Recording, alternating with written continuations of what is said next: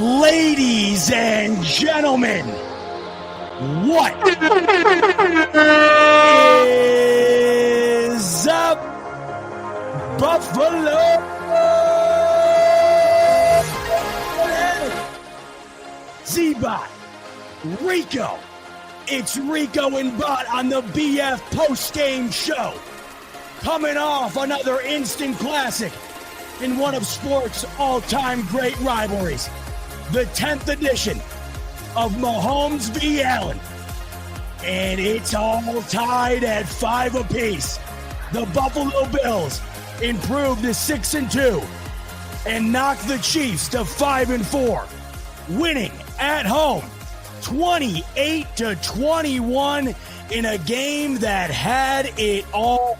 We've been waiting for the Bills to have a statement outing against the top team in all facets.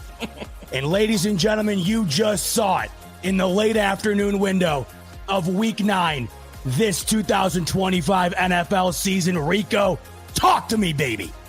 Ladies and gentlemen, we put BTA to these Chiefs. Now, the score may not indicate so, but if you watch the game from start to finish, it felt like the Bills were in absolute control from start to finish. Now, did we have a couple lapses here and there? Yes.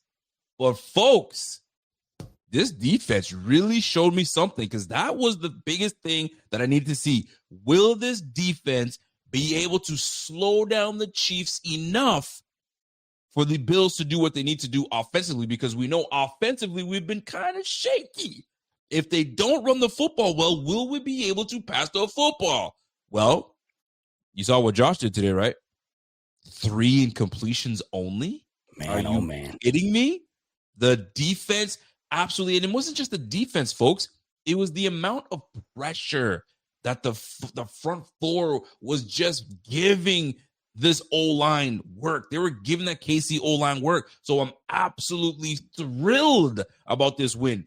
Did I think we were going to win this game? No, I did not. I thought this was going to be one of those, here we go again moments. But here come the Bills to pull it off at home against a very hungry team. The Kansas City Chiefs, let's not get it twisted. They were hungry. They wanted it, but the Bills were a little hungrier this time. We had the dog in us, and the dog was a barking. The dog got to barking, and that's what we did. Woo! You tell me how you felt about watching that game. Were you on all fours, or were you more relaxed watching this game? I'll tell you what, how could you be relaxed in this one? Have you ever been relaxed when the Buffalo Bills take on the Kansas City Chiefs? This iteration of the rivalry was no exception. Just when you thought you could ease the seat back, relax, and glide to an impressive W, 4th and 17 comes around the corner. We'll talk about that. We'll talk about everything. We'll talk about how impressive this Buffalo Bills D not only was against the Kansas City Chiefs, but has been, folks. This is now becoming a trend, not the outlier, where we watch this Bills D really turn things around at the halfway point of the Atlanta Falcons game. They have not looked back. James Cook continues to be one of the best offensive players in the NFL. The one thing we were looking for in Bills Chiefs was, could Josh Allen have a statement game? Could Josh Allen silence the critics, silence the doubters, with an array of criticism coming down on this pass offense, on Josh Allen and his performance up until this point? He puts together one of the best statistical performances of his entire illustrious career. He sets a new franchise record in this game for completion percentage. 23 of 26. An unbelievable game. 23 of 26 for 273, 3 total touchdowns. Rico, you and I, we didn't have the faith. We didn't think the Buffalo Bills were going to win this game. We said, we'll believe it when we see it. We saw it in the late afternoon window of Week 9. We saw these Buffalo Bills outplay the Kansas City Chiefs really from start to finish. And despite leaving the door open a couple of times when you thought it was going to get slammed shut, they did not break. They bend, but they don't break. That's been the moniker of this Buffalo Bills defense under Sean McDermott. Unfortunately, we've seen some breaking as of late, but within the last couple of weeks, this team has eradicated that. They are now continuously week in and week out showing you why they're the top running offense in the NFL. And if they can get a performance like they got from Josh Allen in this one, the tight end performances, what have we been saying? This offense, it's Josh Allen, James Cook, and Dalton Kincaid, who has become the X factor of the passing offense. Today, you saw that on full display with Dalton Kincaid, 6 catches, 101 yards, the opening touchdown of the football game. The biggest takeaway of all was the pressure the Buffalo Bills defense was able to put on Patrick Mahomes. The Buffalo Bills have never put Mahomes under duress quite like they did in this particular outing. They've never been able to do it. And this is with Ed Oliver out. We'll talk about it later. The unfortunate reality of this amazing W is losing Michael Hoyt, who looked like he was becoming one of the stars of this defense despite just joining them off the suspension.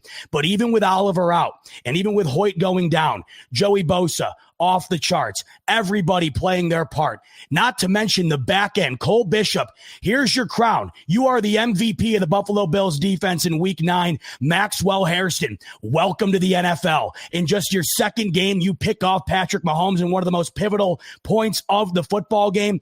Rico, if we get this team, this is the team that came into the year favored to be Super Bowl champions, favored to get the 1 seed in the AFC, favored to be one of the best teams in the NFL. You saw one of the best teams in the NFL on display for really a full 60 minutes of football against the Kansas City Chiefs, 6-2.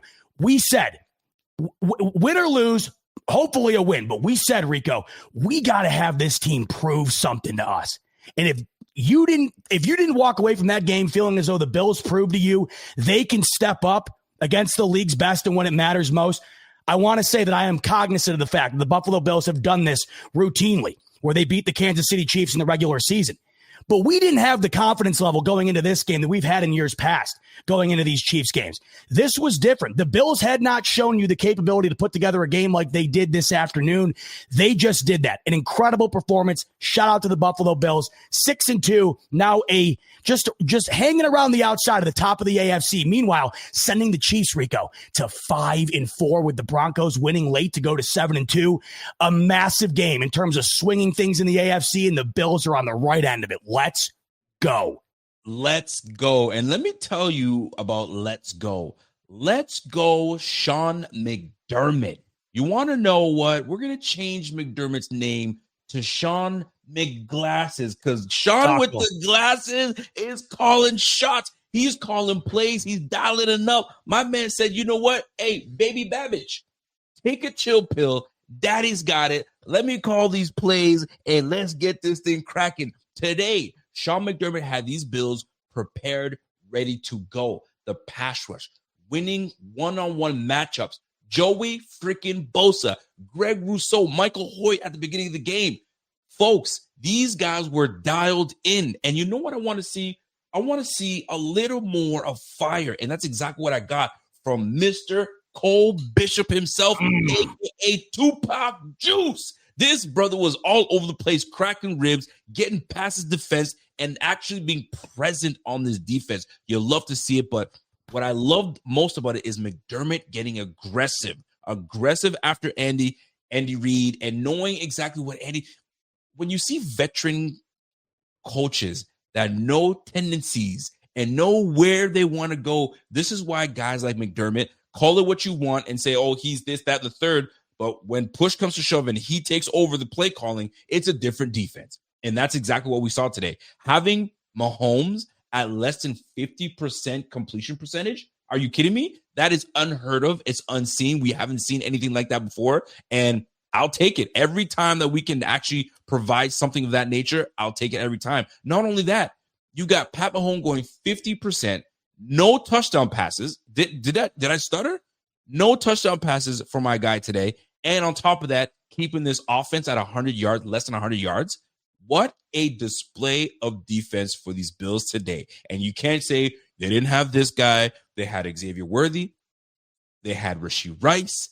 They had Travis Kelce. They had the whole shebang. They had Kareem Hunt. I know they didn't have Pacheco, but Pacheco to me isn't anybody that you should be sitting there worried about. The point is the defense came and brought the thunder to the Kansas City Chiefs. And for a minute, Andy Reid was kind of like, okay, so let me see how deep into my bag I can go. But it wasn't deep enough because these Bills were on that ass today. They were absolutely on the ass. And what was really intriguing to me was the fact that we kept these boys to under 325 yards of total offense. This is a Kansas City Chiefs team that have won 5 of 6 games. We kept these boys to under 325 yards, and we got the ball in our hands. 25 minutes of time of possession for the Kansas City Chiefs. The Bills, 35. We controlled the clock. We played good defense. We ran the football, and we were efficient with the football. Josh going 88% completion percentage, 23 of 26 against Spagnuolo of all defensive coordinators. Big thumbs up to McDermott, a.k.a. Sean McGlasses, because he came through and handled his business. However, we got to talk about it. Save it. Save it. Save it. Let's savor it. We got a couple things we got to talk about. No question about it. We will get to it. No question. I can't rain on our own parade just yet because all right. We got to march down the street a little bit here because this was such an impressive win. You mentioned this, Rico. You said, man, Mahomes 15 of 34, less than 50% completion percentage. This is unseen. Well, the reason you thought it was unseen, Rico, it's never happened before. This was the worst completion percentage of Patrick Mahomes' entire career. Meanwhile, Josh Allen on the other sideline finishes with the best completion percentage of his entire career, a franchise record for completion percentage in a single game for the Buffalo Bills, beating his own record. You go into this football game, Mahomes has been significantly outplaying Josh Allen in terms of the numbers. Number 1 fantasy quarterback, leading the MVP race. Really has been the best quarterback in the NFL up until this point. Meanwhile, Josh Allen, coming off the MVP in 2024, has not been able to put together a string of games or a recent game outside of the ending of the Ravens game where you looked at it and said, man, 17, that's why he's the reigning MVP. That's why this Buffalo Bills team is so feared around the league. That's why they are expected to do better than the majority of teams in the NFL. He goes out in this football game in balls. He was not afraid to throw the ball deep. He got the ball to his tight ends beyond just the line of scrimmage. He was slinging the football around in a way that we have not seen up until this point. He was willing to use his legs, not frequently, but at times. He didn't bail out of the pocket as early in this game as I thought he had in the past. I thought he was very efficient with the football. Of course, I think that. You can't not be efficient when you finish 23 of 26 for 273. The re-implementation of the tush push, I'm so happy they said to hell with the end arounds, to hell with this, to hell with that. We got a freak at quarterback. We got a stout offensive line. They were able to exercise the demons of the failed tush pushes of the AFC Championship in this game. How many times did they run it with success this afternoon? They balled out. This game, you want to talk about a cylinder. I bring up the pie chart every now and then. This game really had it all. There was a couple of moments, right? We'll talk about it. The missed field goal, a couple too many screen passes for my liking. What else is new? Maybe wanting to give the ball to James Cook a bit more late. They gave it to him a ton, but maybe you wanted to give it to him a little bit more. The 4th and 17. Sure, this game still had its moments, but it did not waver the Buffalo Bills being the better football team throughout the football game. Really, they never lost control of their grip on this game. And that's the key, because against the Chiefs, they've done that in the past where they've been the better team for a significant portion of the football game. And it winds up collapsing underneath of them. Not in this football game. I mean, the little things that they did, you want to talk about like the moments in this game that they capitalized on. How about right before the half, you allow the Chiefs almost instantaneously to get on the goal line. And this defense that's had a million question marks surrounding it, they stuff the Kansas City offense right on the 1 yard line, hold them to a field goal. How big was that in terms of the grand scheme of the football game? Had they gotten a touchdown there, the ending of the football game could look a hell of a lot different. Then they come out of the half, immediately force them into a 3 and out. The pressure that they got on the Chiefs offense today, the ability to get after Mahomes, was unbelievable. They have not been able to do that. You could argue it's one of the biggest reasons as to why they've lost so many times to this team in the postseason. The Bills put up points offensively, but they allow the Chiefs on average to score 30-plus points in the postseason. The Chiefs coming into this game, Rico, 5 consecutive games of 28-plus points. They hold the Chiefs to 21 Just a single score in the second half. 2 scoreless quarters of the 4. This Buffalo Bills defense, whatever Sean McDermott did when he quite clearly took over at halftime of the Atlanta Falcons game, has been working to perfection. This defense over the last, what would you say, Rico? Maybe over the last 10 quarters has been playing some of the best defense in the league. And now you're watching stuff come together. You're watching the young guys and Bishop and Hairston step up. This D-line step up despite the injuries. Obviously, James Cook doing what he's been doing. And then Josh Allen. It was the last piece coming out of the bye in the 2 losses, Rico. We were waiting for Josh Allen to show, okay, I'm back. This was the best spot to possibly do it. If Josh Allen came back and dominated against the Dolphins next week, you'd be sitting there saying, yeah, but Josh Allen always cooks the Dolphins, whatever. No, this was against the Chiefs in the marquee game of the week where a win or a loss could really dictate the way the season goes from here.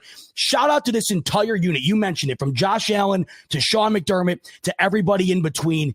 The ability to put a collective game together, complementary football. This was the best football the Buffalo Bills have played in a long time, and it resulted in a massive, massive W. I can't stress it enough. And you mentioned it, and it goes back to that the goal line stance. And I say goal line stance because we kept the team from scoring 7 and kept them to 3. But the point of the matter was this was a very potent offense, very good in the red zone, and they don't. When you have a guy like Andy Reid and you have a guy like Pat Mahomes, very rarely and very, very seldom that they're not coming away with 7. And the fact that this Bills team, without DaQuan Jones, without Ed Oliver, and having some guys kind of shift around and move things around, and we were still able to be a unit, one band, one sound, and get these guys off the field was amazing. What a way to actually get these guys off the field, take those 3, and away we go. This defense today showed me maybe it can be trusted. Maybe, just maybe, with the right play calls and the right person calling the plays. And I'll say it right now, if McDermott continues to call plays going forward, I think this defense will be right where they need to be. Will be just fine. And I think maybe if we see the results and the results are clear, you got to keep this up. You got to keep this up. Now, I got to say this, man. Cole Bishop. It was really nice to see Cole Bishop step up and make plays. He didn't look like he was just there. He looked like he was right where he needed to be, knowing where he needed to be. The play that he broke on Travis Kelce, broke that play up. Oh, he looked back. He knew where he was supposed to be. He looked back and saw this is where he wants to go. Came in, broke that play up. You love to see it. Although the pass was a little off, but the point is he knew where he needed to be, and he was right there. Big time play by Cole Bishop. And only in his second year? Yeah, this is what you want to see. Guys coming in and knowing where they're supposed to be, what they're supposed to be, and playing fast. Playing fast was the biggest one. When you look at the receiving core for the Kansas City Chiefs, although we know Pat Mahomes did not do well today, 15 of 34, under 50% completion. That's actually wild to me. 250 yards passing in the air. He had 1 interception and obviously taking 3 sacks. But look what happened today, folks. Rashee Rice, he was cooking in the first half, but after that, other than that big play that he had in the second half, not a whole lot done in the second half. Big time adjustments done by the defense. Rashee Rice, 4 receptions. Hollywood Brown, 2 receptions, 2 big receptions, though, for big yardage, right? Travis Kelce, 4 for 66. He had that 4th and 17 that he caught, which was absolutely wild. We can talk about that later on. But what I love to see is that Xavier Worthy, the guy that, most Bills fans are like, man, that's the guy we should have grabbed. And that's the guy listen, there was none of that. He got somewhat, like I'd like to call it, erased. 3 receptions, 23 yards off of 7 targets. Guess who majority of the game was covering that mother? Thank you. Maxwell freaking Hairston. How nice was it to see number 31 on the field going stride for stride with Xavier Worthy, one of the fastest, if not the fastest guy in the league? Well, guess what? We got the remedy for you boys. So you can't just kind of stretch the field and try to take someone over the top. We got someone just for you. And Max Hairston answered the bell. And not only did he answer the bell, not only did Pat Mahomes try to go back to Max Hairston, my man was right there in the wings waiting for that interception and took that football away. And that's why you bring guys like Max Hairston to this team. Speed, juice. So the real question now becomes, how much more of this can we see from Max Harrison? He hasn't even hit his stride yet. This is actually fantastic. So now we got two corners that can handle the build. Max Harrison showed that he can do it. He showed a little bit last week, showed more this week. You got Christian Benford on the other side. Cole Bishop's coming into his own. Hey, ladies and gentlemen, is this defense coming along? Is it too soon? No. Is it too soon to be excited? Or did you see enough that you needed to say, I think we're back? McDermott calling defense, McDermott making these play calls. I think we're back. The pass rush is there. Joey Bosa looked good. Greg Rousseau looked good. Ladies and gentlemen, this defense could be trusted. It looked like it last week against the Panthers. And we said, well, it's the Panthers. We ran for over 200 yards rushing. It's the Panthers. Well, the Panthers just took down the Green Bay Packers today. So damn right. Panthers, maybe this defense is back. And that is a great thing for this Bills right now because we need the defense to be as hungry as ever because we're about to make a run, baby. We're about to make a run, and we need that defense. Next up, the Miami Dolphins. The Miami Dolphins. And who knows what they're going to do because they got to get rid of Jalen Waddle. Could we get Jaden Waller in this? I don't know. Give it to me, baby. Give it to me. So we'll see how this all plays out. But not to get too heavy into this, but it was really nice to see the defense show up today and limit the Kansas City Chiefs, the big bad Kansas City Chiefs, to under 325 yards of total offense. Big job done by McDermott and his defense. Since the halftime break of the Atlanta Falcons game, this Buffalo Bills team has allowed 33 points. They've allowed 33 points, and they have looked elite. The pass rush has looked phenomenal. You're looking at a game against Carolina, and you're thinking to yourself, well, it's Andy Dalton. He's got a full foot out the door to retirement, right? I mean, like, what are we making of this? Is it really that impressive? 7 sacks, sure, it's great, but, you know, it's the Panthers. Yeah, they're fine, but they're not great. It's Andy Dalton, whatever. This team today, there's no team that cooks pressure like Kansas City on their offensive side of things underneath Andy Reid, led by Patrick Mahomes. That team is known to absolutely destroy you when you send it. They were all over Mahomes today. 3 sacks, 15 quarterback hits, Rico. 15 QB hits. You're without Ed Oliver, who I got everyone telling me this Bills D will not be able to overcome the loss of. And I'm looking at the Panthers game and I'm thinking, look at Ed Oliver. I'm a huge fan. I mean, this dude, when he's on the field, he's a problem, right? But I'm looking at him going down in Carolina. They didn't miss a beat.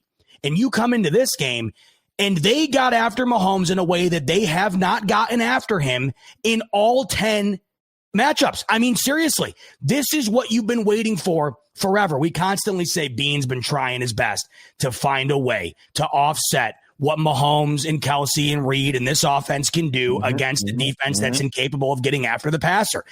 And the ability to not only get after the passer, but be effective. You know, you mentioned Maxwell Hairston, you mentioned Cole Bishop. How much were they allotted to have a successful day based on the pressure Mahomes faced? I look at the interception for Hairston. He's got a guy right in his face. Mahomes just launches it up in the air. It's intercepted. Cole Bishop, a couple of great plays.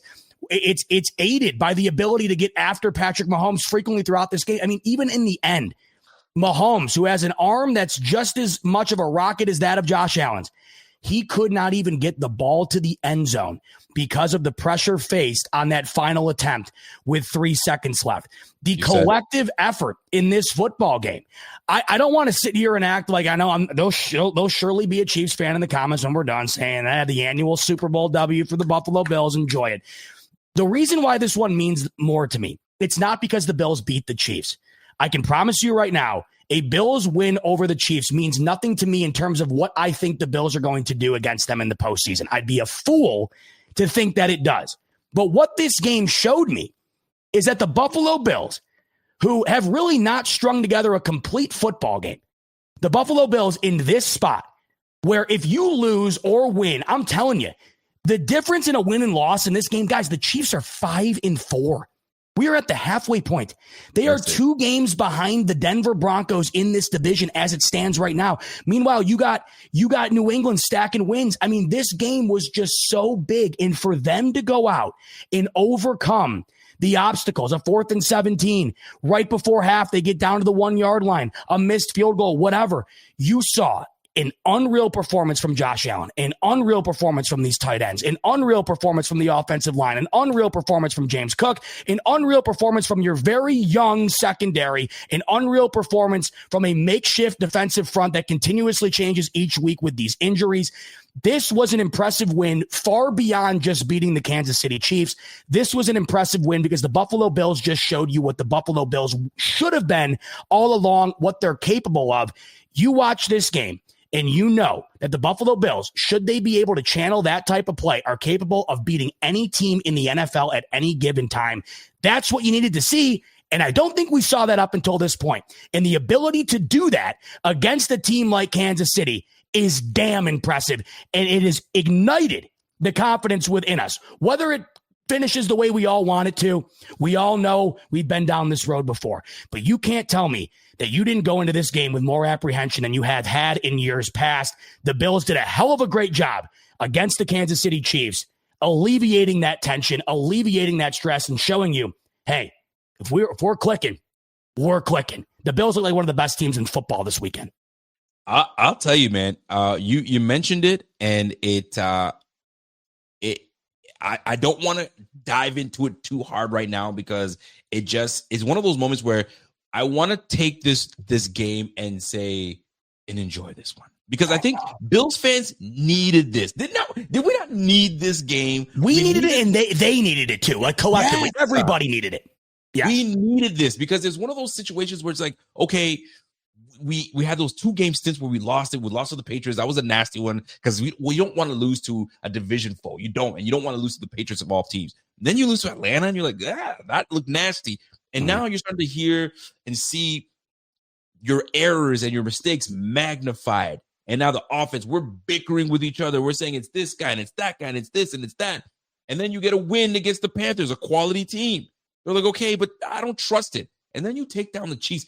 This was a big win for the Bills. This was a big confidence booster, not only for the fan base, for the team, but Josh playing near flawless football. He had 3 incompletions. One of them was a throwaway. One of them was an incomplete pass to Khalil Shakir, and the other one to Jackson Hawes. Folks, this boy was on top of everything. So you love to see it. It's one of those things where it was just good for the fan base to have a win, have a team, and now we've got momentum because it was a big opponent win. So now you take that momentum into the Miami Dolphins, a division team on top of that, and now you've got some steam. And then you hate to see it that, well, the Bills always do this, right? They lose a couple in the middle of the season, and then they go on a run, and then that's what it is. Although it did happen the way it did, this was a crucial win for the Bills. It was much needed, and it just felt like, I don't want to say that we're back, but it felt like we're on our way to being back of one of the top teams. The only time I feel that we will be back is when we regain rightful first place position in the AFC East, and I can say we're back. And guess what? The number 1 seed is still in it's in play now, boys. Oh, it's wide open. It's crazy. The number 1 seed is absolutely in play. Like if you're looking at what's taking place right now, take a look at this, folks. If the playoffs were to start today, look at the AFC. The Colts with the number 1 seed for now. Patriots number 2. Broncos 3. 4 Steelers. 5 Bills. 6 Chargers. 7 Jaguars. Look at the Chiefs in the 8th spot. Texans, 9th spot. These are teams that play. Ravens, Bengals. Are you kidding me? And the Bengals taking a loss today was a bad loss for them. That's one they could not afford, and that they did. The Ravens are very much in it. They can still come out and take the top spot in the AFC North. The Pittsburgh Steelers, that's on our schedule this year too. So this is wide open, absolutely wide open. So folks, let's not sleep just yet. The Bills are very much still in it, and to take that number 1 seed, but one game at a time. When they asked Josh Allen today after his, I think it was Danielle Rossini or Deanna Rossini. Diana, yeah. How does this feel? How does this win feel? And you know what? I knew the answer was coming. I think we all knew it. 1-0. 1-0. But what a big 1-0 this was. This was a huge win for the Bills. They absolutely needed it. Now it's about stacking wins, stacking performances. And were we flawless everywhere? No. But we did what we needed to do at the right moments, at the right time, stopping the football. I mean, look how much we've grown. Hail Mary, going to the end zone. I didn't see anybody trying to catch that football, trying to get interception. Everybody was like, bat that thing down. And that's exactly what it looked like. It looks like the Bills are maturing before our eyes. And I just can't get over the fact that McDermott, there's such a big difference with McDermott calling plays and Babish calling plays. So how do you go back? How do you go back to the old ways? You got to stick with what's been working, and McDermott calling those plays is great. So now the question now becomes, how many more of these can we do? And I love to see it. Yeah, love to see it. So big shout out to the Bills. Big shout out to the defense. But I got to ask you this. Going into this game, you know how we saw it. We're like, I don't know. I'm not too sure. When was it in that game where the flip switch? We're like, you know what?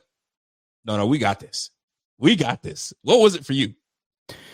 Couple of things. I think right off the bat, the ability to open the game with a 7-minute long drive and finish it with a touchdown was impressive. They opened the drive up. Josh Allen did not have a single incompletion. And I could tell right off the bat, Rico, the run game was going to be available in this game. You know, you're going up against Kansas City, who has had success stopping the run. And you could tell early the Bills were going to have the ability to run the football. They were also passing it with efficiency. They ran a couple of screens early on, and I was stunned that they weren't blown up. I thought Steve Spagnuolo was going to have that read like a book because the Bills have been running it nonstop, but it was working off the bat.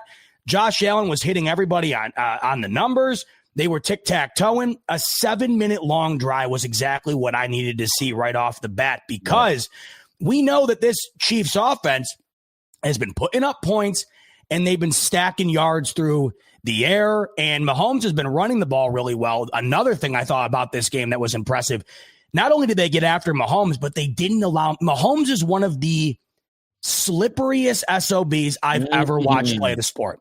It's not like Lamar Jackson where he beats you with sheer speed and athleticism. It's something about his game where it's almost like he's covered in oil. And that didn't show itself in this football game. Usually if you get after him, he's able to do a shimmy or something and you're looking at it and you're like, oh my God, no way. Not only did they contain him and get after him, they didn't allow him to scramble at all. I mean, he didn't do anything in the run game. He's had 13 explosive runs up until this point. They didn't allow him to have one. So right off the bat, I'm not saying, oh man, we're winning this football game, but I did say, oh, the Bills, they showed a statement in the ability to open this game up, dominating time of possession, running the football, and, of course, capping it off with a touchdown. You settle for field goals against the Chiefs. Then, of course, you wind up losing the football game more often than not. Then the Bills' defense, right off the bat, they force a 3-and-out instantly, right off of that first drive from Buffalo. So, you know, I thought from the very beginning, Rico, really, you saw the Bills' ability to kind of assert their dominance on the offensive side. And then on the defensive side, you were getting an idea that they were going to be able to get after Patrick Mahomes.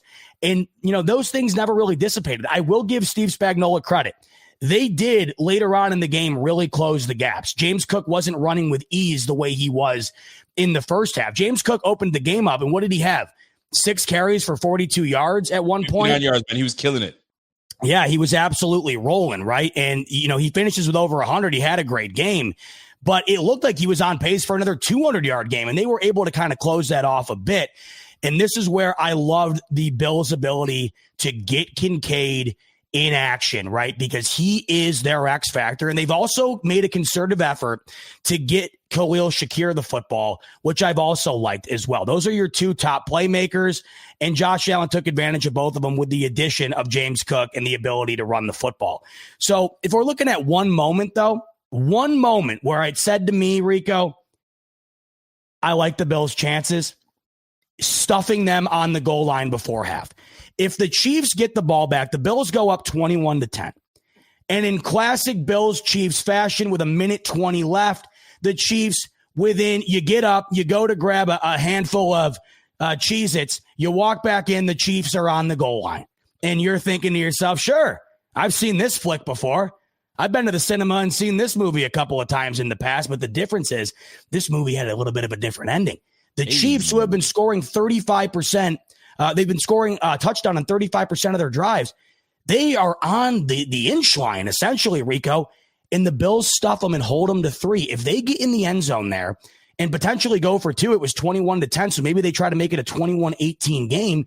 Well, what do you know? At the end of this football game, Rico, maybe it's not a touchdown the Chiefs needed. Maybe it would have been a field goal where they tie it and then bring it into overtime and win the football game. The Bills' ability to close the door on them, Rico, on that particular drive and not allow the touchdown that they just scored on the previous drive offensively to get immediately erased was huge. And then to come out a half and then make them go 3 and out, where look at Monday night last week, Rico. It's 7-7. Commanders, Chiefs. Chiefs win the game 28-7. They scored 21 points in the third quarter against the Commanders on Monday Night Football. When the Bills came out a half and forced them into a 3 and out immediately, it tells you, oh, this isn't going to be a repeat of last week where the Chiefs made all these adjustments at halftime and they're just going to start rolling offensively. So in large part, Rico, a lot of it came down to what the defense was able to do in this one. And that's what really had me feeling as though the Bills were going to pull this one out. Now they of course, as they always do, They gave you those moments where you were thinking, oh, of course, this is a classic Bills Chiefs letdown, but they didn't allow themselves to let themselves down. They pulled it out. So big. And here's what I think I like the most, and where I felt like, okay, this is a different game, is when we held the Chiefs on a 10-play drive. This was a 10-play drive. They had the ball a minute left. They're crunched. They're really bringing it down our necks there. And we make the stop and hold them to 3 points. But then they're getting the ball back in the second half. And then we shut them out in the third quarter all the way through. We had several stops. That is what stood out for me. And I was like, wait a minute. Not only did we keep them out of the end zone in the third quarter, but we put our own points on the board. Okay, this fourth quarter is going to be different. It's going to be different. And that it was. And that was the key. Now, there were some moments where McDermott was calling some timeouts where I was like, fam, while we burn timeouts, don't be burning those timeouts now, because you know how these Chiefs can be. They come in and just like the Bills, we're out of timeouts. And now we've got the ball. The game's tied and we got no time. I didn't want any of that stuff, but we made big, crucial stops. And what stood out to me was us making big stops in the third quarter and having them have to give us the ball back and then us capitalizing. That's when I knew this game is different. It's a little different. Now, do you find the Chiefs, and I don't want to take away from what the Bills did the Chiefs look different to you, or was just a better day for the Bills? Or did the Chiefs look a little not the same? And this question goes out for the chat, by the way. Did the Chiefs look like any other Chiefs team, or were we just a better team where we executed better and we were the team that finally were in the position to out-coach the other team? Because that's what it felt like. Andy Reid got out-coached and outperformed by the Bills. Did it feel like that to you, or did you feel like, no, they're not the same? I don't feel like they're the same. How did you go about it?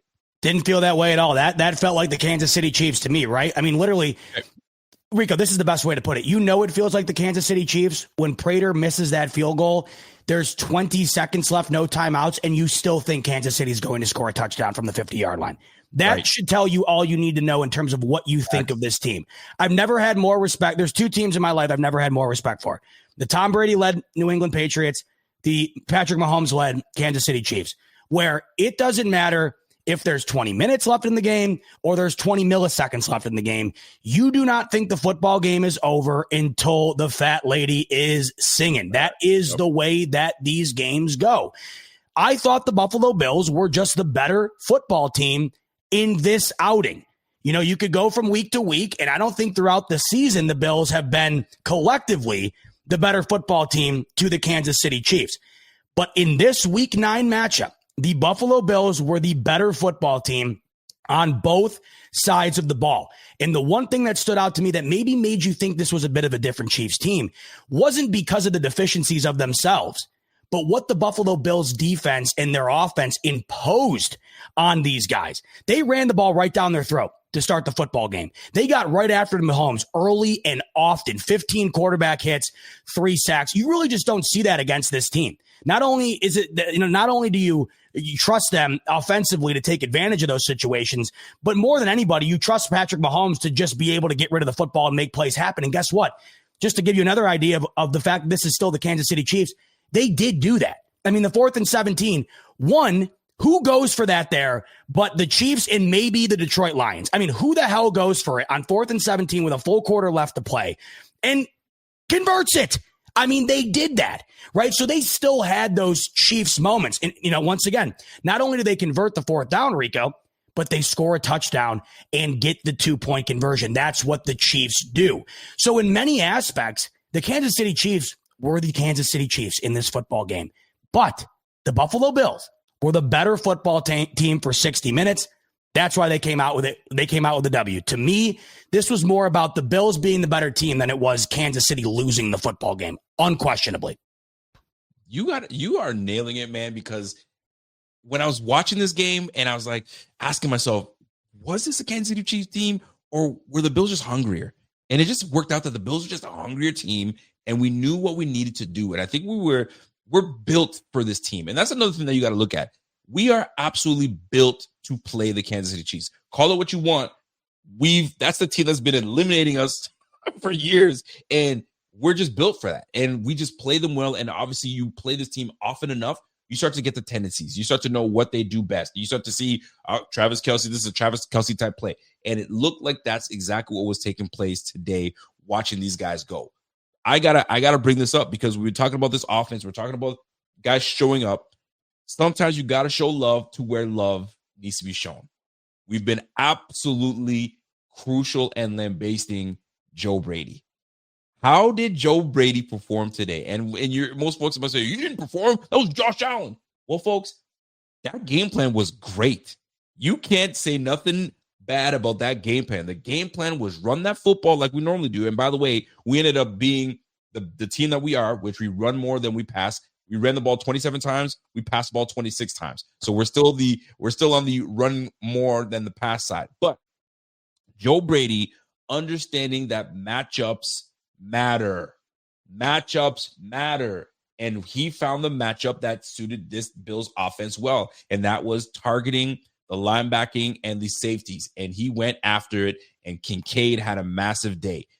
But those are the things we need to see from Joe Brady going forward. Stop being cute and sexy and trying to go find the matchup, find the mismatch, and take full advantage of it. Kincaid, we drafted him in the first round. If you have to treat Kincaid like you treated Travis Kelce, like you treat a I don't know, name a tight end that is an old Gronkowski, then maybe that's who we have to work this offense through.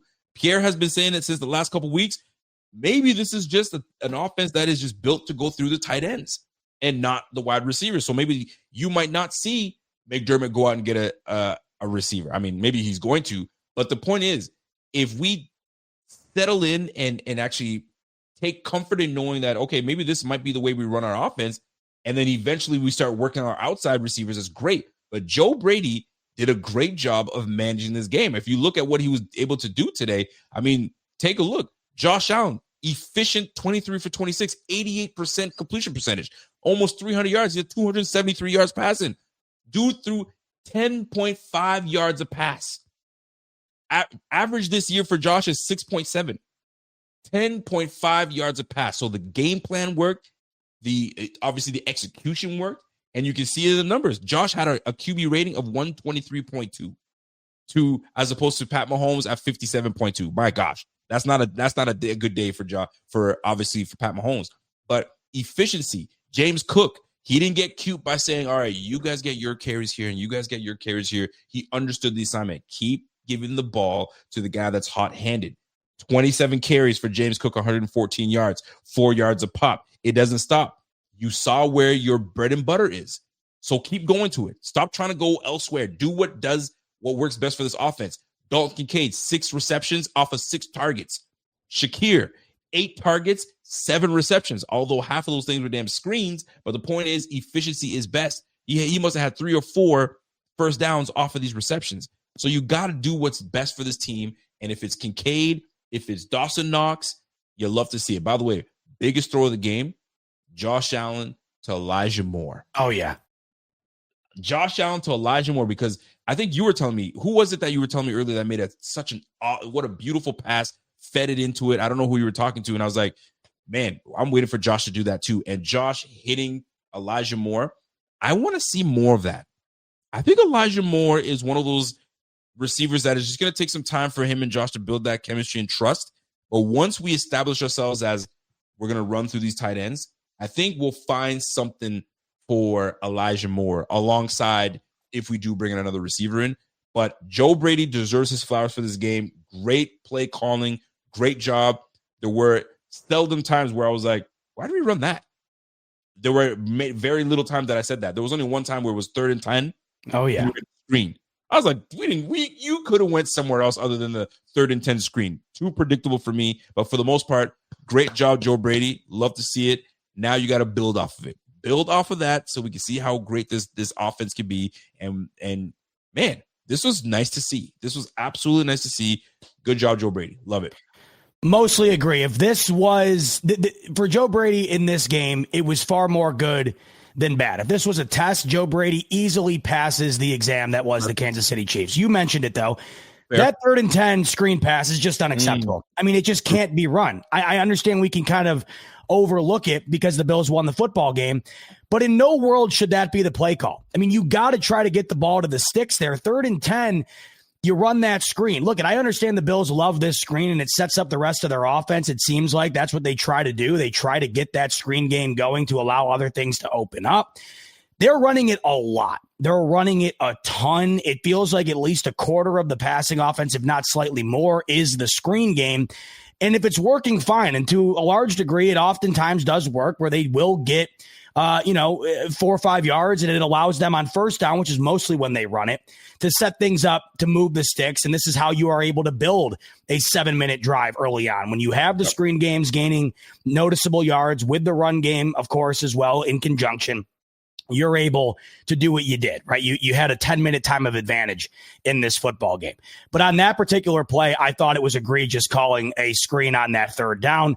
But I understand, once again, not every single play is going to be your best play, but it does feel like the Bills do go to that well a few too many times, and I don't like to see it on a play like that. 1st down, a drive starter, a series starter, I get that.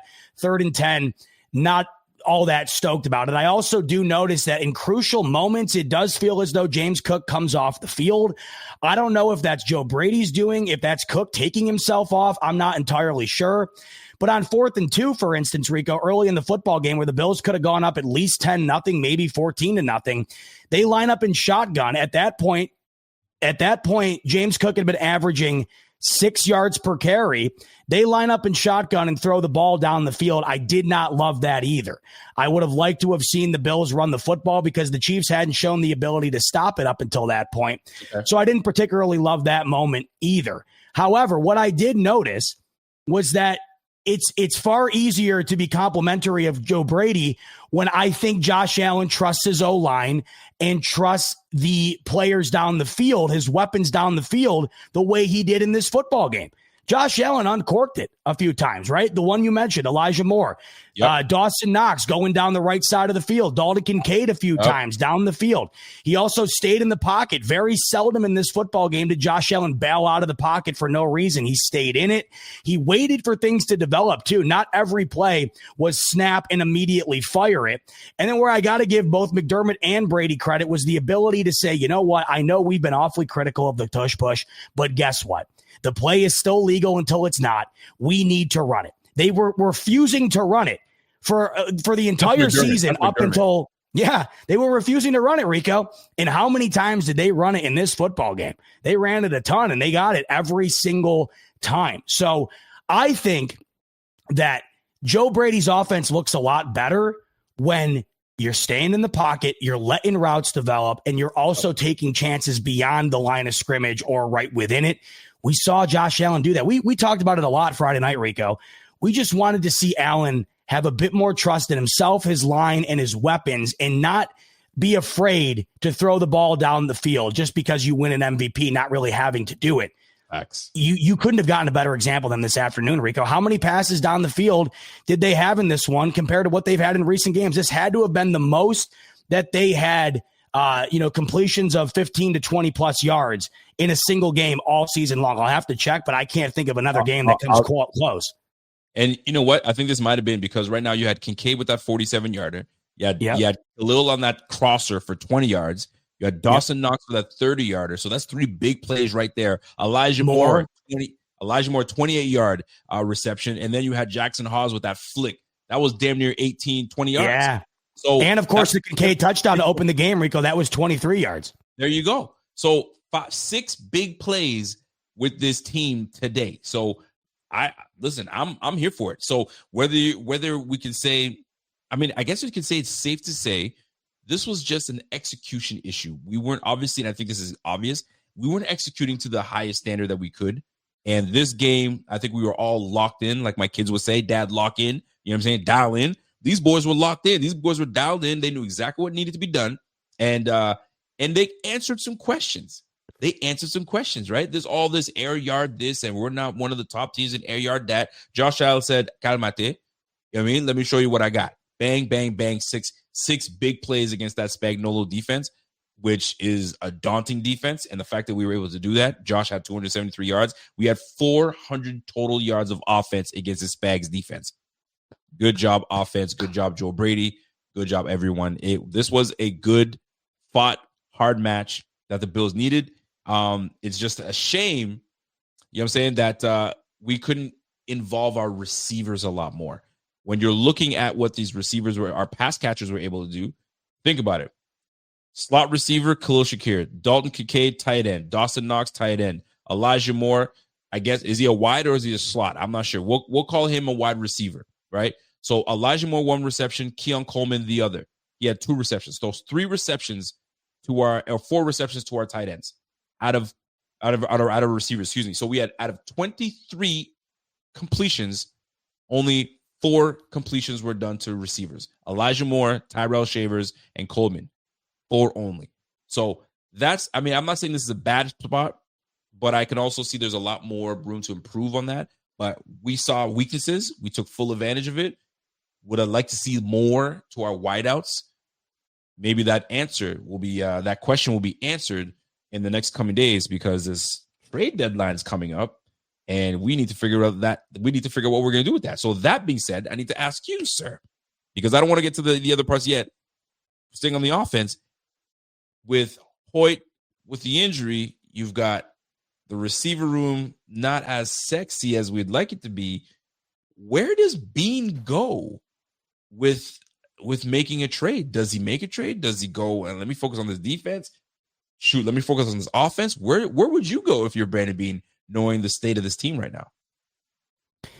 So it's interesting, right? Because it has felt like a very tight end forward team, right? The Bills are the only team in the NFL that run the ball more than they throw it. And then when they do throw it, it has felt like it is a priority to either get the ball to your speedster, your yak guy, and Shakir, or anything beyond that. The priority seems to be the tight end. And I think right now, Dalton Kincaid is your best playmaker in the pass game. And that's no secret why he led the way in this game. The ball needs to go to him. The bulk share of the receptions and targets need to go to Dalton Kincaid until teams can, take him off the field, right? Or they can take him out of the game plan.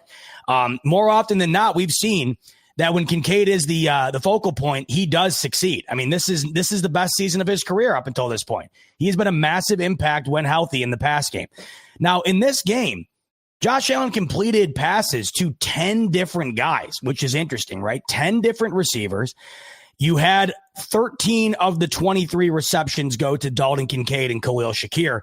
That sounds about right. That's what your pass game has been. Your pass game has been the short intermediate game to Khalil Shakir. And when you are trying to stretch it beyond the line of scrimmage, it's Dalton Kincaid. And that's exactly what this game was. Now, you're looking at it, and it's a very, the way you're looking at it is awfully intriguing because Kansas City in this one, they by far had the better receiving core, right? You have Rashee Rice, you have Xavier Worthy, you have a first ballot Hall of Famer, one of the best of all time, in Travis Kelce. And you saw a far less efficient passing offense. I mean, you saw Mahomes go for less than 50% completion percentage in this one. Rashee Rice had his moment, sure, but only 4 catches. Yes, 80 yards, and I thought he was very impactful, and they got him involved in a variety of different ways. Yep. But you saw on the other side of things in this game, a football team with a far superior wide receiving core not be able to capitalize on it. So does it come down to what the Bills have been doing up until this point? They just haven't been doing it all that well this season. This was how they won it last year. It was getting, 8 to 10 guys receptions, having the bulk share go to your main guys, which is Shakir and Kincaid.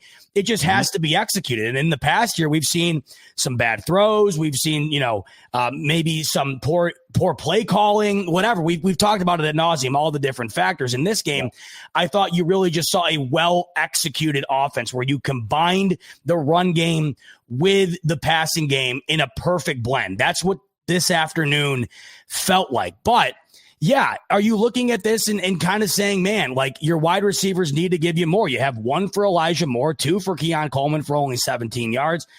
If we're looking at what Brandon Beane needs to do, I would certainly argue that the focal point of a move being made prior to Tuesday here, it needs to be wide receiver. If there's one positional group that I'm going after, it is wide receiver, because even in a game here where Allen has an extraordinary outing, the wide receivers really were not a part of it.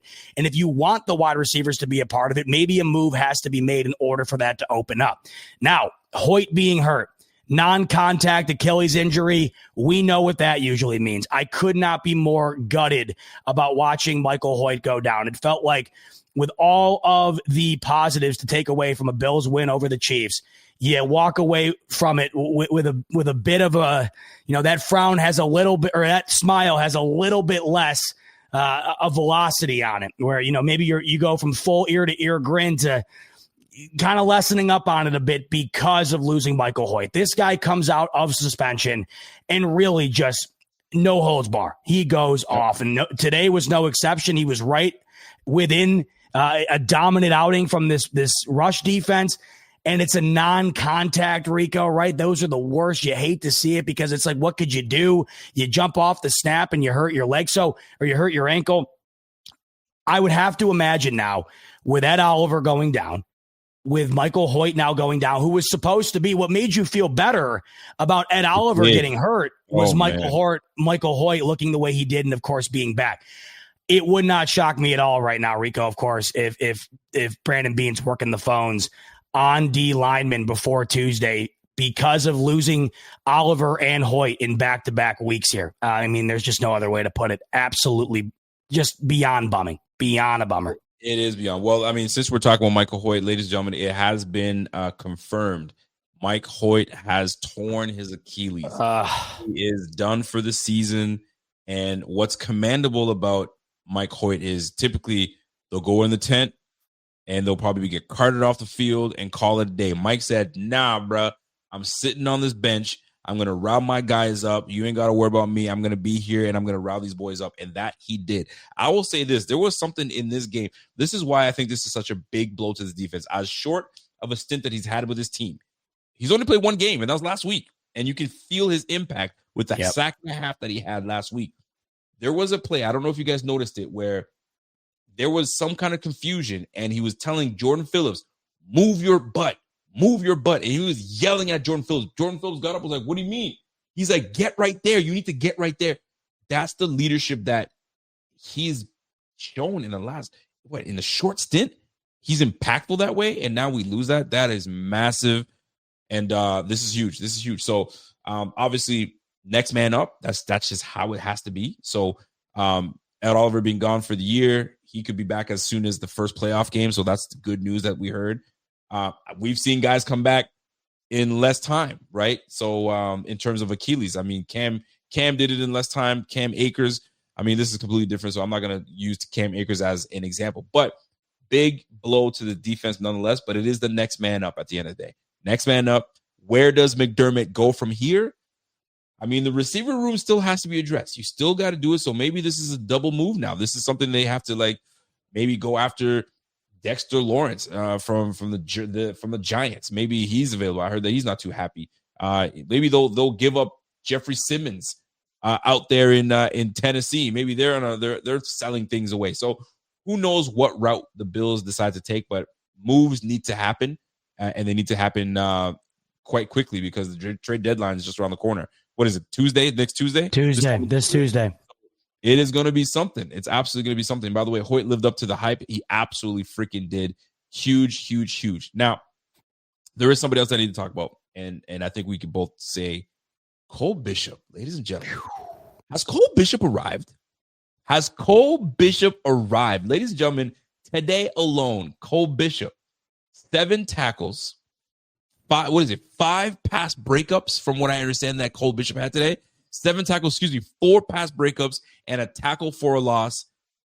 Boy, was this a game that he needed to prove that he belongs in this defense.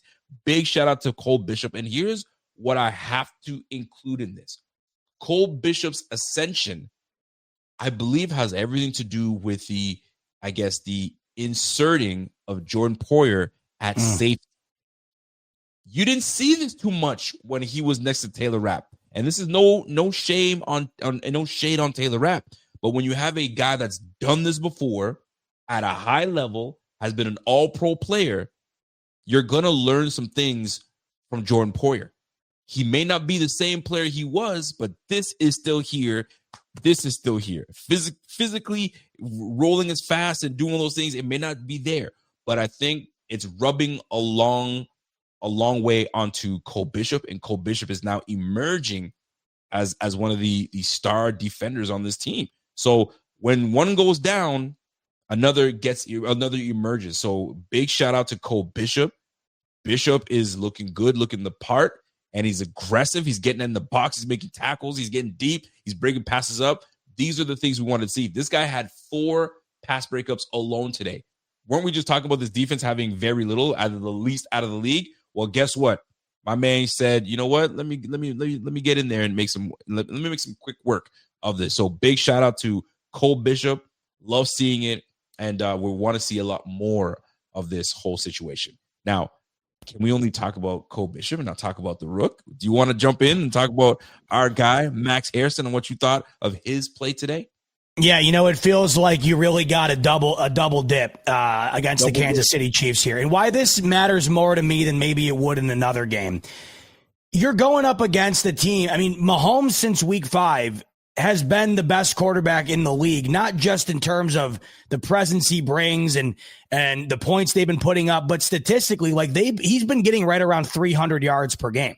And I know he had 250 in this one, but when you're completing 15 of 34, you're doing something right. Obviously, they had a couple of big plays in this one. You're never going to hold Mahomes to 145 yards. It's just not going to happen. You know that the greats are going to get theirs, and they're always going to have an impact on the football game. Right. But when you have these guys who are going to be the future of the defense step up the way that they did against Mahomes and Andy Reid in the Chiefs offense, that to me makes it that much more impressive. You're watching a route early in the football game. Xavier Worthy's running a go route down the right sideline, and Maxwell Hairston is his shadow. I mean, he is blanketing him. This is why you draft him first round. He's the fastest guy in the combine. You saw it on that route. I texted my dad and I said, hey, because sometimes I get so lost in the game, I'm not looking for jersey numbers. It's Bills Chiefs. I'm not looking to see how many reps Maxwell Hairston's getting. You know what I mean? I'm too dialed in and I'm not having a heart attack. You know what I mean? So some of the nuances I can miss, but it hit me. I'm like, wait a minute. I said to my dad, do you know how many reps Hairston's had in this game? He goes, no idea. He goes, Worthy's not doing anything. And then my dad texted me a little bit later. He goes, Worthy, I haven't really heard his name. Then it hit me. Wait a minute. That's why we haven't heard Hairston's name, because we haven't heard Worthy's name. And it was the best compliment you could have had. The fact that we didn't hear Maxwell Hairston's name really all game until that pass breakup when he was against Worthy on that go route and on that interception is because he took Xavier Worthy out of the game based on how much you expect that guy to be impacting their offense. That's when it hit me. Bingo. So that really stood out to me. Hairston, this was his second football game off of a IR-worthy injury. He's a rookie off of an injury that had him sidelined since the middle of training camp. And this is what you're getting. You saw some flashes against the Panthers. And once again, you're saying, oh, it's Andy Dalton and this and that. This is as tough of a task as you're going to get. You're playing one of the all-time greats who's got a fully loaded offensive roster now with Worthy healthy and Rashee Rice out there. And he was Xavier Worthy's shadow. And then Cole Bishop. In a game where you have 15 quarterback hits, 3 sacks, you really dictate the line of scrimmage the whole football game. You don't allow Mahomes to scramble. You don't allow that to be part of the game. Cole Bishop was probably the best defensive football player on the field on both sides. I mean, it really felt that way. Imagine going into this game thinking that's what your takeaway was going to be. You're going up against one of the best passing offenses in the league, one of the best quarterbacks of all time. You think your main takeaway was going to be Cole Bishop perhaps being the best overall defensive player in the football game? He was everywhere. And then the ability to not only get in on that potential touchdown to Travis Kelce in the back of the end zone, but to put him on the ground like that. I mean, Kelce's a big boy. You know, he's a big dude. You don't see Kelce get nailed like that, Rico. Nope. And that, to me, I'm like, damn. And then a couple of pass breakups that were big. I mean, how about even on the second to last play? Mahomes launches it. That's a pass breakup. You know, if Cole Bishop plays that wrong, you know, we're sitting here talking about another one of those games that gets a name. You know what I mean? This would have been, I tweeted it out. I said, you are on the verge of having 4th and 17 join 13 seconds on the list of unbelievable heartbreak games for the Bills that have a name. And that could have been it. But but Cole Bishop makes an incredible play there. So it's just, you're looking over the last couple of weeks, McDermott seemingly taking over the bulk share of the play call. I mean, I don't think we're ever going to get an admission that he's taken it over fully, but clearly something has changed drastically. Poyer giving you good reps. You got Jordan Hancock giving you good reps. And then you have Cole Bishop, an unbelievable outing. You have Maxwell Hairston, welcome to the league, this D front. I mean, and once again, the bow on the whole package, it was against Mahomes and the Chiefs. It wasn't like you just played the Titans, right? And Cam Ward's in his rookie year and he's got no one to throw the ball to. It was against the Chiefs in a very playoff-esque atmosphere in this football game. Incredible. I will say this, folks. Bills Mafia, we should be absolutely thrilled about the future of this Bills defense. If you're looking at what it's going to look like for the future, Cole Bishop is holding things down. We've seen good things from Jordan Hancock. Where they decide to place Jordan Hancock, we'll soon find out.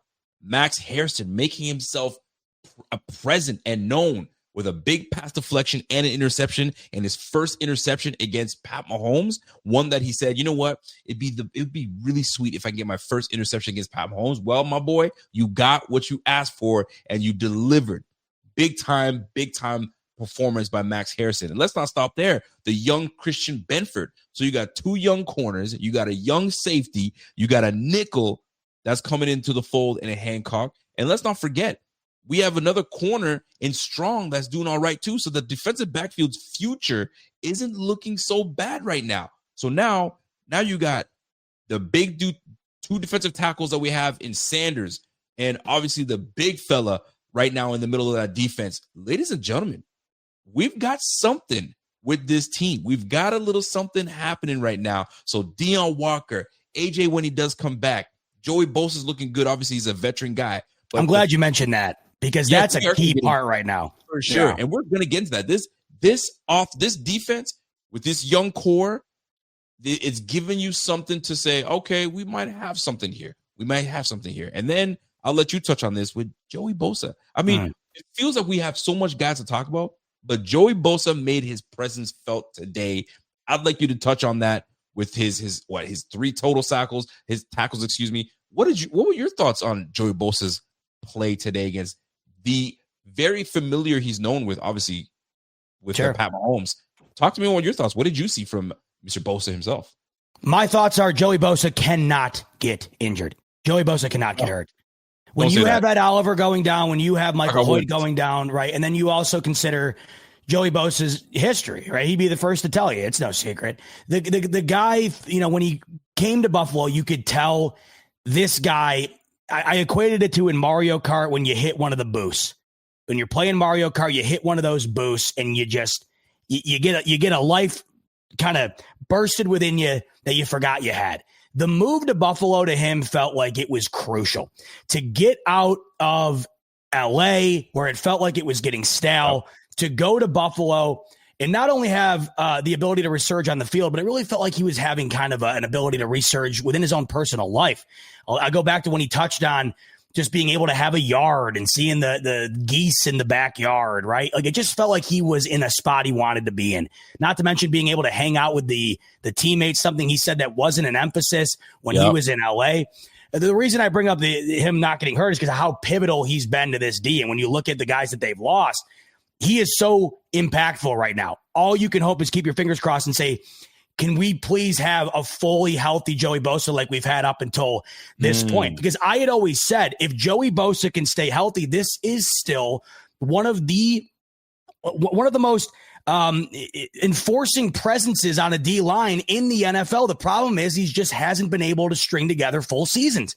It's just Buffalo Fanatics, what's going on? This is Pierre the Kingpin, and I wanted to talk to you today about Cigars International, which is the ultimate destination for premium homemade cigars. Known as the industry leader, Cigars International offers the largest selection, unbeatable prices, and a customer service experience that's second to none.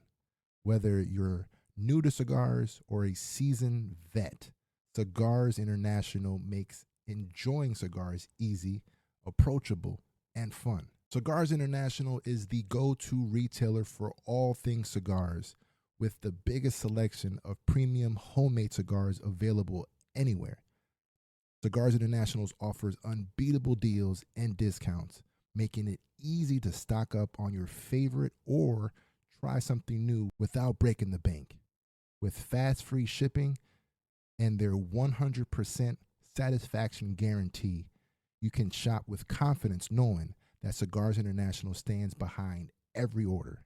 They have good relationship with vendors that helps provide great low prices. Whether you're new to cigars or a seasoned pro, Cigars International makes it easy to find the right cigar with helpful guides, staff reviews, and expert advice. It's not just about cigars. Cigars International also offers a wide range of accessories and more to elevate your smoking experience. Check out the great deals every day at cigarsinternational.com. That's cigars, CIGARS, international.com. Use code FANATICS at checkout for 20% off your order of $50 or more, plus free shipping. Or visit www.cigarsinternational.com/fanatics, and the discount will automatically apply. Again, use code FANATICS at checkout for 20% off your order of $50 or more, plus free shipping.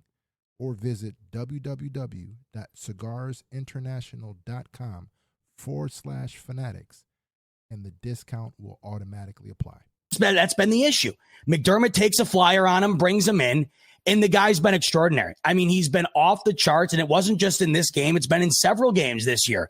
Joey Bosa has been beyond impactful, and it's been exactly what you were hoping it would be when McDermott brought him in, or when Bean brought him in.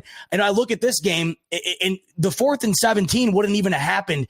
Joey Bosa, God bless him, he got faked out. Mahomes faked him out. Good. Great play call.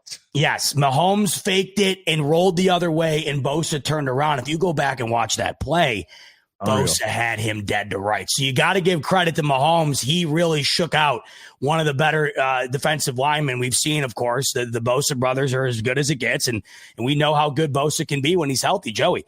And he was right there. But it wasn't just that play. It didn't go his way. He was there to make the play. It just unfortunately didn't go his way. But throughout the game, he was really impactful. Greg Rousseau has been impactful. A.J. Epinesa has been impactful. So it feels like right now, with Oliver getting hurt, with Hoyt being hurt, likely both being done for the rest of the year through the playoffs, it really feels like Joey Bosa is now the primary X factor.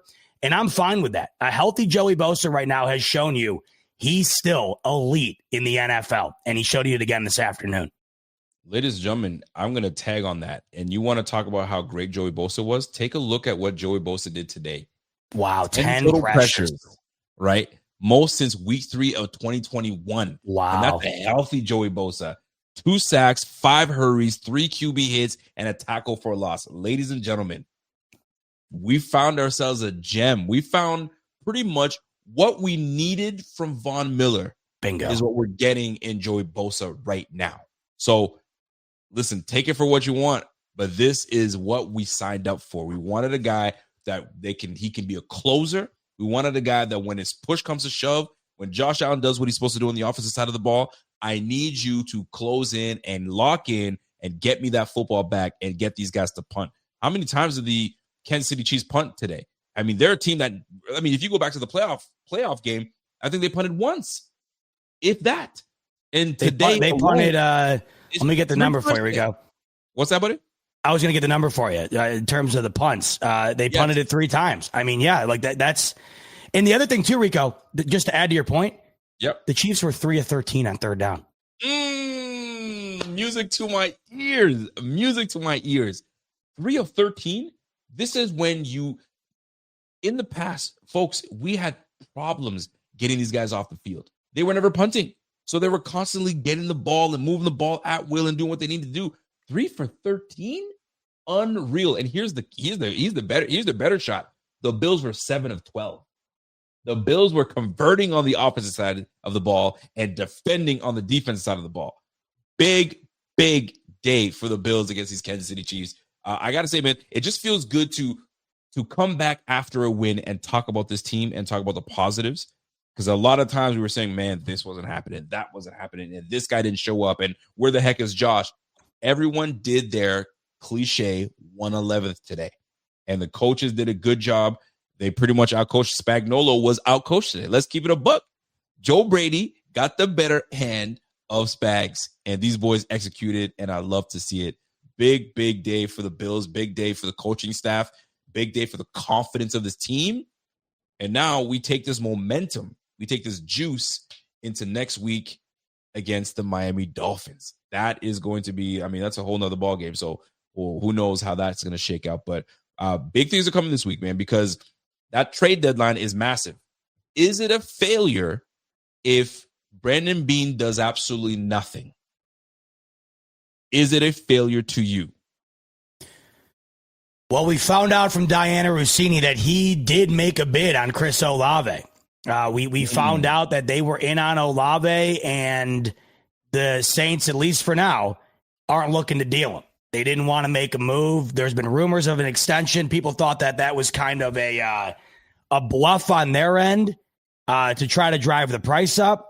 But up until this point, no move's been made, and it seems as though Beane and the Bills were in on getting him, trying to acquire him, shot down. So what we can take from that is that the Bills are shopping wide receiver. That's for sure. Olave was one of the biggest names on the market in terms of guys considered to be movable by the trade deadline. Now, is it a loss?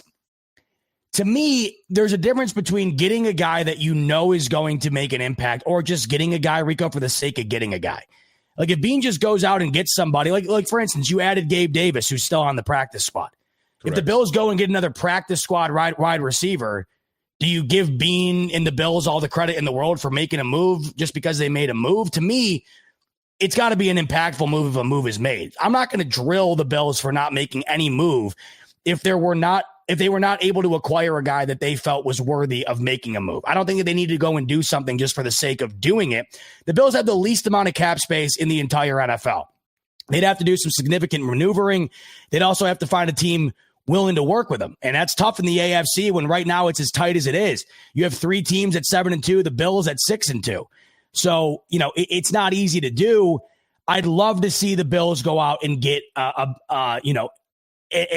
factor, right? Like a significant factor, whether that be on the D side of the ball or the O side of the ball. I don't know how many of those guys are waiting around. And I also don't know how many of those guys are possible in terms of being acquired by Brandon Beane based on their cap situation and based on maybe not wanting to overspend. So I don't think it's a complete failure, Rico, if they don't get somebody. I'd love to see it, though. And at the very least, if they go down swinging, they try to acquire Olave. They're not willing to deal him. But I would like to see some more swings had. I like to keep seeing them swing to the fences here before Tuesday, because it's clearly obvious that you have some areas that you need to add to. Wide receiver, everybody knows. I think D-line now is certainly something, potentially linebacker, where they've been banged up routinely. You look at safety, but I think right now you're probably feeling okay about that, especially after what you saw against the Chiefs. But wide receiver, it's no secret to anybody. That's certainly a place they want to add. But then again, though, Rico, if you're going to go and get another practice squad-esque wide receiver, then I'm not going to come on here and say, oh, Bean did it, man. Bean did what we were looking for. It needs to be a guy that I look at and say, oh, okay, they went all in and made something happen. But we know how difficult that is to do, especially in the situation they're currently in. No, I totally get it. Now, there are some things in this game. I mean, we're talking all these positives, right? We're talking about all these positives in this game. Now, there are some things that I was like, I don't know about that, right? The burnt timeouts, the burning the timeouts because we're not settling. We're not getting in place. We're not knowing what the heck is going on. And McDermott being cognizant of that and saying, okay, timeout, fix your issues. But guys, we cannot, because if the Chiefs were rolling and they were just hitting on all cylinders, those 2 timeouts could have came in a crucial time and really devastated us in a loss because we didn't manage our time great. So that's on McDermott to be better in that regard. Here's my question to you. Coming near the end of the game, we missed the field goal. The debate being had right now is, why go for the field goal? Just punt it. The game would have been just as much over as it was then. You gave these guys 2 cracks at it and in field position. Now, I get the one part is if you hit that field goal, the game is essentially done. But you let them have an ability to get a crack at the end zone. Why do that? Punt the ball, let them start in their end. They're going to kill all their time. They had no timeouts anyway. It was over essentially as well. What were your thoughts? Did you like the fact that we went for it, the field goal, to just ice them? Or would you have said, punt it. Your defense is playing well. They're not doing anything. Go ahead and just secure this. What were your thoughts on that? Or did it matter to you? If Matt Prater makes that field goal, the Bills go up by 10 and they win the football game. Facts. And if I had wheels, I'd be a wagon. There's a lot of ifs here, okay? The one thing that's for sure is if you punt that football, the Chiefs have field position that is no better than their own 20-yard line. You also rip off an additional, 5-6 seconds? So 23, 22 seconds goes down to 17 seconds. I should have screenshotted it to prove my stance on this, but before they missed it, I was a big advocate in not kicking that field goal. One, because I know what these games have been.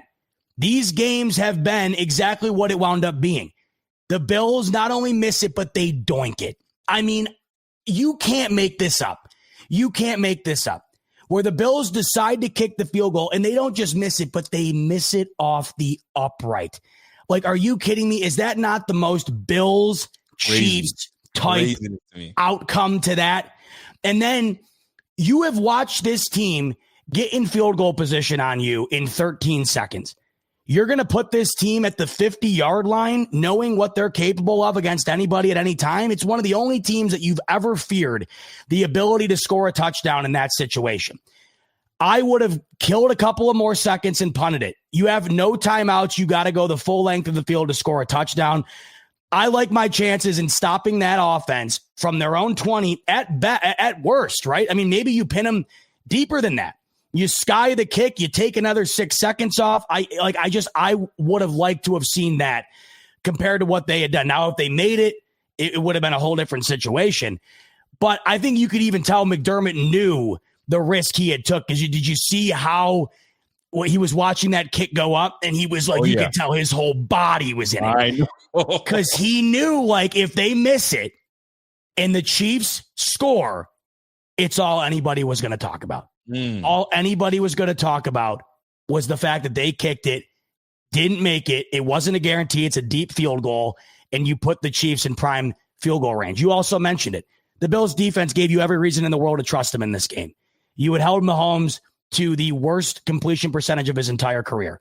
They had no timeouts. You can milk more clock, and you can put them in a far worse field position than they would have been if they missed it, which they did. So to me, I think that there's certainly arguments on both sides here. You make that field goal, the game's over. I get that. I 100% get that. But you also have to think about this differently when you're playing Mahomes. Much as I think other teams think differently how they do things or what their strategies are when they're playing Josh Allen. You don't have an ordinary guy on the other side taking that ball over if you miss it. You got Patrick Mahomes, who has done what was on the table to be done to you in the past. I mean, hell, even back, remember when who was offsides? They were offsides on the unbelievable trick play where Kelsey pitched it back. It was Sky Moore. Sky Moore, right. Like, you've seen the ability for them to pull off the unbelievable. Absolutely. I understand the arguments completely in the chat to kick it. If they make it, then they're a genius. But to me, there's always the possibility of missing. And anytime there's a possibility of giving the Chiefs a advantage, I'm out on it. And to me, you give them less of an advantage if you kick it. But it worked out, thank God, because Rico, if it didn't, could you have imagined? Could you have imagined? I could not. And I'll say this. There's a few things that stood out to me in this game that I loved. I can't tell you how big and pivotal a role Cole Bishop played in this game. If you guys remember before the half, when Hollywood Brown catches that deep pass and it just doesn't get into the end zone, Cole Bishop made that tackle. And that tackle led to the Bills getting a big defensive stop and having these guys kick a field goal. That's number one. I wanted to put that out there. But here's what I absolutely love from McDermott. McDermott, how often do you see Pat Mahomes have all the time in the world? Oh, sorry, it was Kadarius Toney. I said Sky Moore. Kadarius, that's right. That's what it was. Thank you about that. How often in chat, tell me how accurate this is, where we would not pressure Pat Mahomes. We'd let 4 guys go in and try to get him, and he's got all the time in the world to throw whatever pass he wants to throw.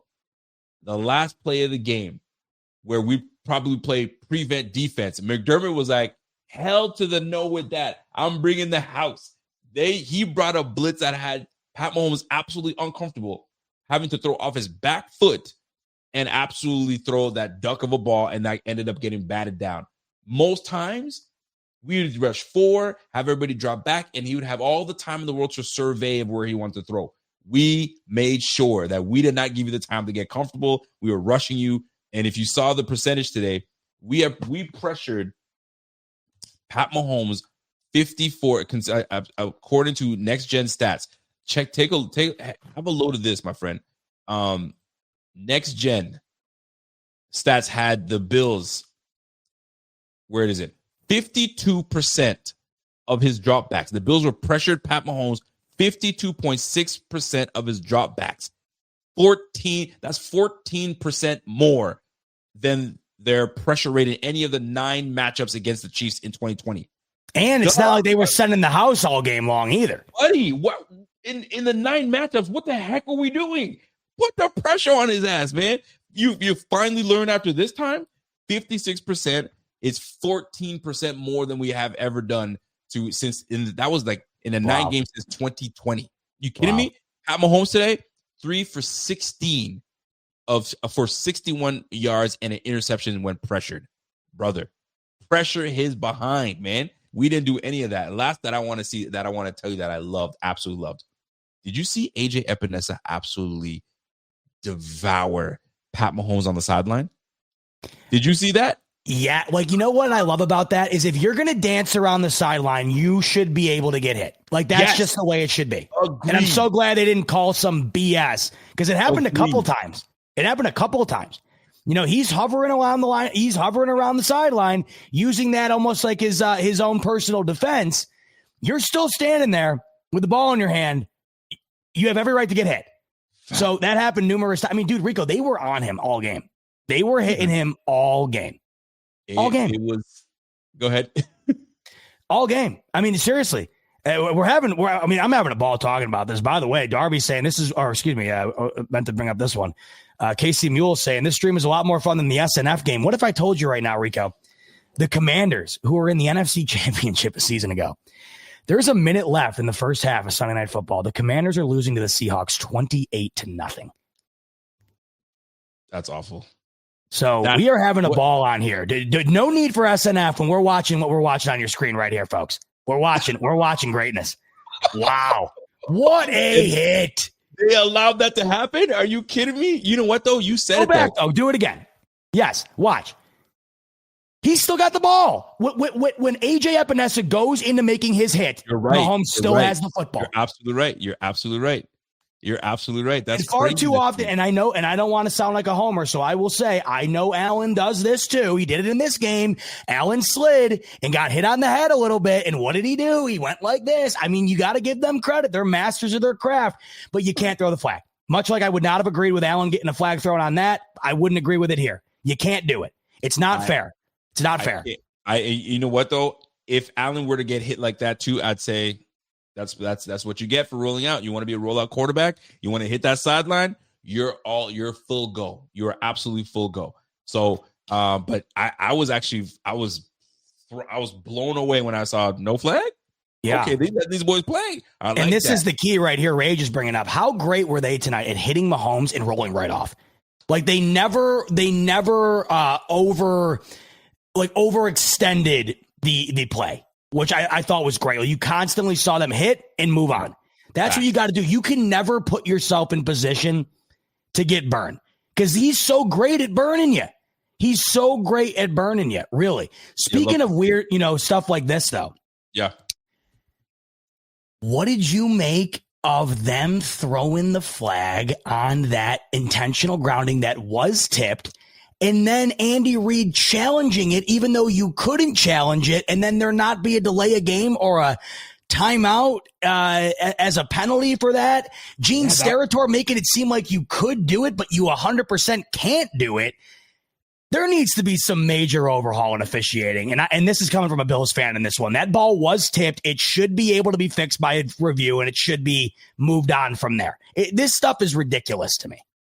You know what, man? You said it, man, because when I saw that happen, I was like, okay, so what's happening here? They clearly said that he can't do it. And now, so what are the ramifications here? What's the penalty here?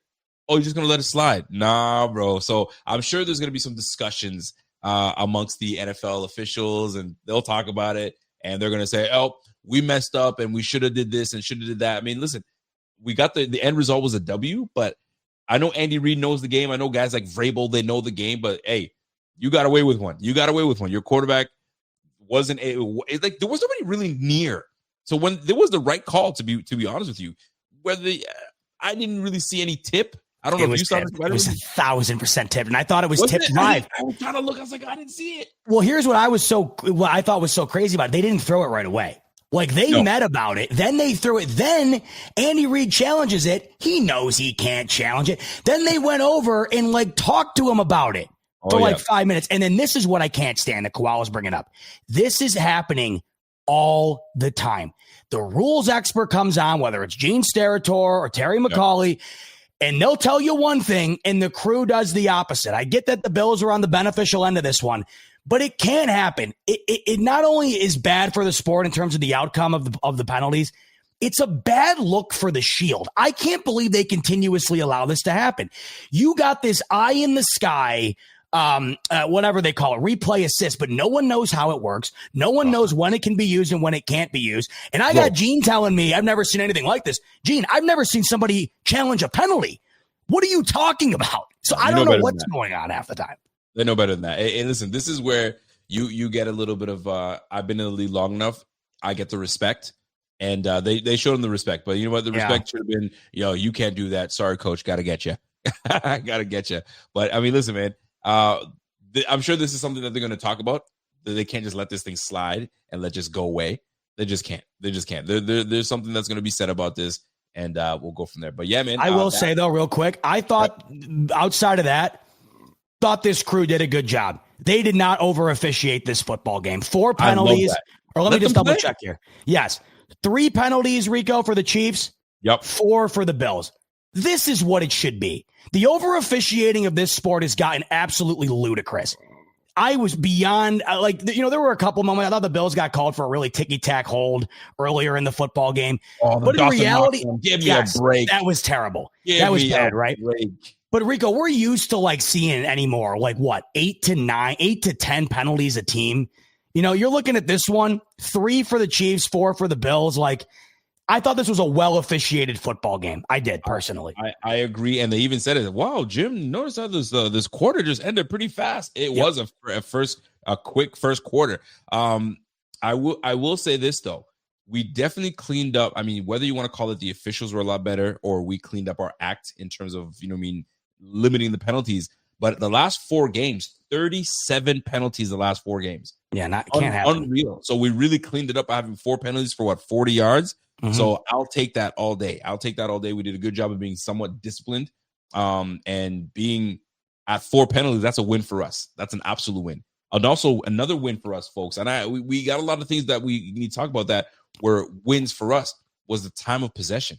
We did not allow the freaking Kansas City Chiefs to dictate what they're going to do, run the ball, get first downs, because how they hold on to the football is by them just converting on their third downs and just keeping the game rolling. We limited them to that. 3 for 13, less than 30%. Are you kidding me? I'll take that. If my math is correct, less than 30%. Guys, that's amazing. This defense really came out. And right now, here's the beauty. Guys are starting to realize that this Bills defense, and you know how this is a copycat league. This is a copycat league. And what the Bills were able to do to Pat Mahomes today, you're going to see that happen the rest of the way for these Chiefs. So look out. Could the Chiefs be on the brink of not even making the playoffs? Are you kidding me? Ain't no way. Rico, this is why this game was so big. I mean, like we talked about prior to the game, it was huge for the Bills in terms of the luxuries of the league. Yep. Where you are looking to win your division for a 6th consecutive year. You're looking for the 1 seed. What was lost in all that on the Chiefs end of things, because you don't really care about what the Chiefs got going on in terms of their ability to make the postseason. But what got lost in this, they're a game above 500 halfway through the year. This is a team that didn't lose this many games all year long last year, and they made it to the Super Bowl.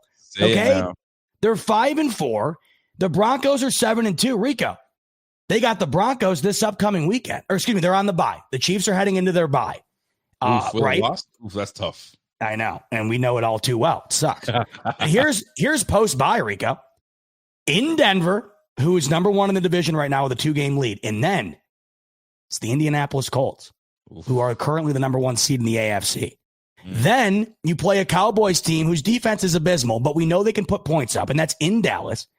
Then you play a Texans team. I don't know if you've been watching the Texans, but they're playing better football. They are. They are really, their offensive line, very, very inept, but their defense is very good. Solid. So you got the the Texans, the Chargers, who already beat them once this year, the Broncos, and then you have the Titans and Raiders. You're giving 2 W's there to Kansas City. But, as tough as the Bills schedule is down the stretch, right? You still got to play New England again, Miami, a divisional game. You got the Buccaneers. You got the Eagles. The Chiefs, not only is it just as tough, but they also have 2 additional losses than that of the Buffalo Bills at the exact same point of the season. Oh, that's a tough one now. And it's like Chiefs not making the playoffs it's a reality. It's a reality, right? I wonder what their playoff chances where they're I got it right here for you. No kidding. The percentage of them making the playoffs, I wonder. 67%. The Buffalo Bills currently 93%, just for reference. 93 to 67. Now you go into a bye, you lose 1 more. I'm sure that drops to what? Below 50%. That's got to. So that's going to be nutty in its own course. But just looking at what we've been able to do and what the Bills been able to do, what I don't want to see, as weird as it sounds, Chiefs not making the playoffs, but then them not making the playoffs, they get a higher draft pick, and now they bolster. Oh, it's like, I don't care. You mean go ahead and have it. Have it. Like, you know what? Have it. Give it to him. I mean, give it to him. I was thinking about that. I was Please. I want them to lose so bad that I don't want them to have that either. That's the crazy part. I don't want y'all. What would you rather have? Them have a better draft pick or play them in the wild card? Okay, which one would you rather have? Listen, I'll see you guys. Listen, enjoy Cancun. Y'all can have your start your draft process early. Brett Veach, start hitting your mock drafts. That's fine by me. That would be fine by me. Absolutely, but what are the chances, man? This thing has flipped upside down right now. So the Bills, obviously, they're very much in it. very much in the thick of things, obviously, to get that number 1 seed. So at one point, I was like, ooh, that number 1 seed might be out of reach. But the Colts losing their game today really made them come back to normal. Danny Dimes wasn't looking like Danny Dimes so much. No. So huge, very huge. You know what really annoys me, though? The Atlanta Falcons these last few weeks, I know. they just haven't. They have not looked like the team that beat us. They really saved it for us in prime time, did they? Man, did they ever? I'm actually really irritated with the fact that we lost to this team. Not that they're a bad team. It's just that we had no business losing to them. No business. Especially the way we lost to them, where they, like, the first half, they just let them do whatever they wanted. They haven't been able to do anything close to that since. Not even close. Not even now, close. this upcoming weekend, Rico, interesting, because the Bills play the Dolphins in Miami. I haven't seen the early line on that, but I would imagine the Bills probably around a touchdown favorite or so. The Patriots play the Tampa Bay Buccaneers off of a bye. So could the Bills be right back? Absolutely, we right can. Back Absolutely. there, potentially there. Let's keep it a buck here for a quick second. So I'm looking at the Patriots, and I'm like, okay, the Patriots being 7-2. I mean, you got to wins are hard to get in this league, so you got to respect the Patriots. And then I was like, who have their opponents been? Because I haven't really been paying attention. Wait a minute, I just had the Patriots up, and then I lost their team. Hold on, where are my Patriots at? I was like wondering, who have the Patriots played that has us like up in arms of, like, you know what I mean? That's the team, and we better watch out for these Patriots. And I gotta tell you, I haven't really seen any opponent of theirs that really stands out like, oh, that's that tough team. Take a look who they've beaten, right? Obviously, they've beaten us. Obviously, that's a tough opponent. You gotta give them respect for that. But like, they beat the Raiders. Excuse me, they lost to the Raiders week 1. They beat Dolphins. Then they lost to the Steelers. They beat the Panthers. That's when they went on the run. So their run, they're on a 6-game winning streak.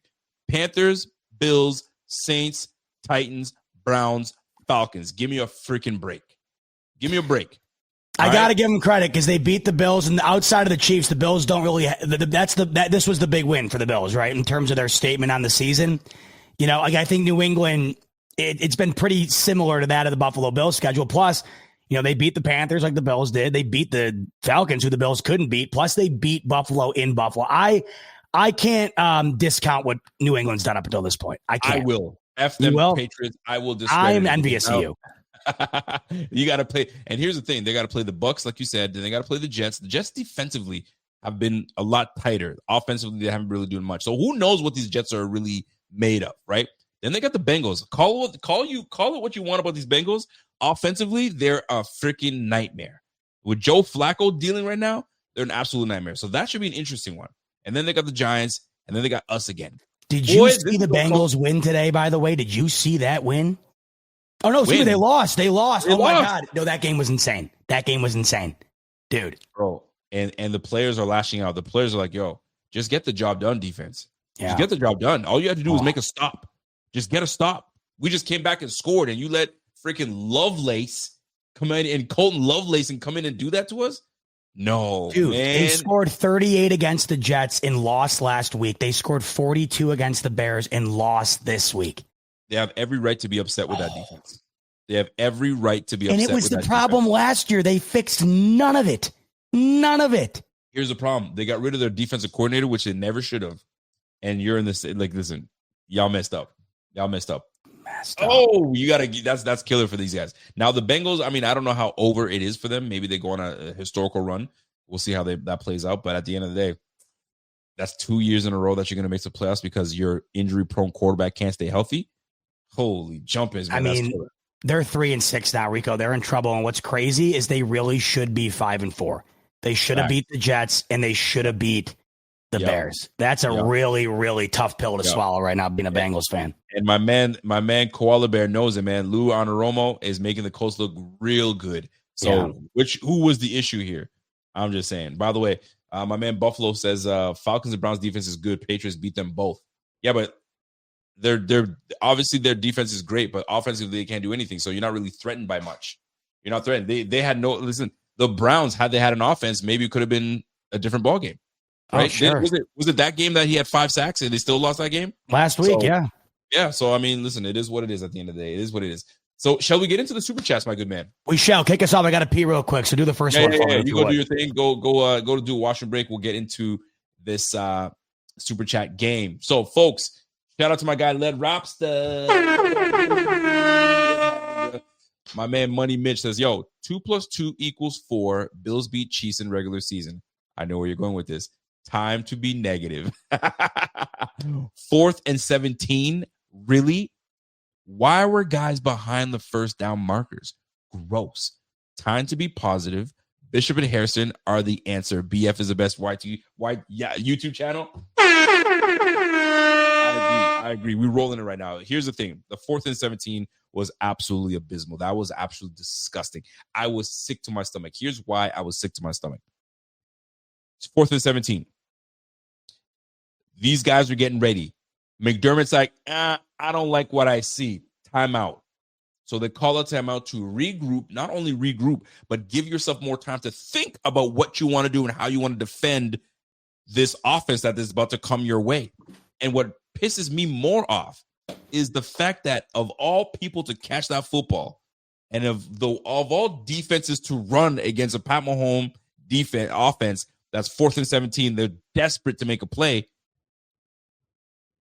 Travis Kelce's the one you let catch the football? Are you kidding me? And you can see, I don't know what took place because there was some kind of breakdown. You can see Bernard look back and say, golly, like what? You're supposed to be here. So the all 22 is going to be fun. So I'm sure my man Z-Bot is going to break that all 22 down when it does come out. I hate that living in Canada, I don't have the opportunity to do all 22. It pisses me off. Canada is so whack for this type of stuff. We have such these stupid rules and these. Anyways, I'm not gonna get into it. It just makes me upset. But anyway, I'm gonna be living through my man Z-Bot for that. But that 4th and 17 was absolutely abysmal on the negative side. But on the positive side, how sexy is it to have Bishop and Harrison?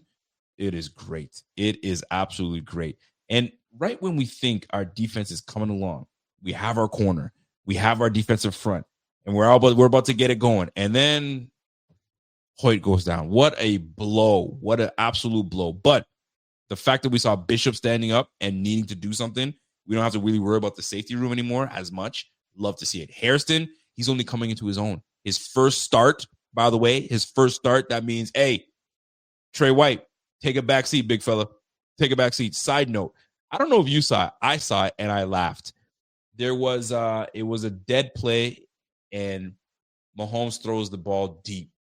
And there's Bishop and Trey White in the backfield in the end zone, and Trey White goes to intercept the ball, but it's like the dead ball, so he knows.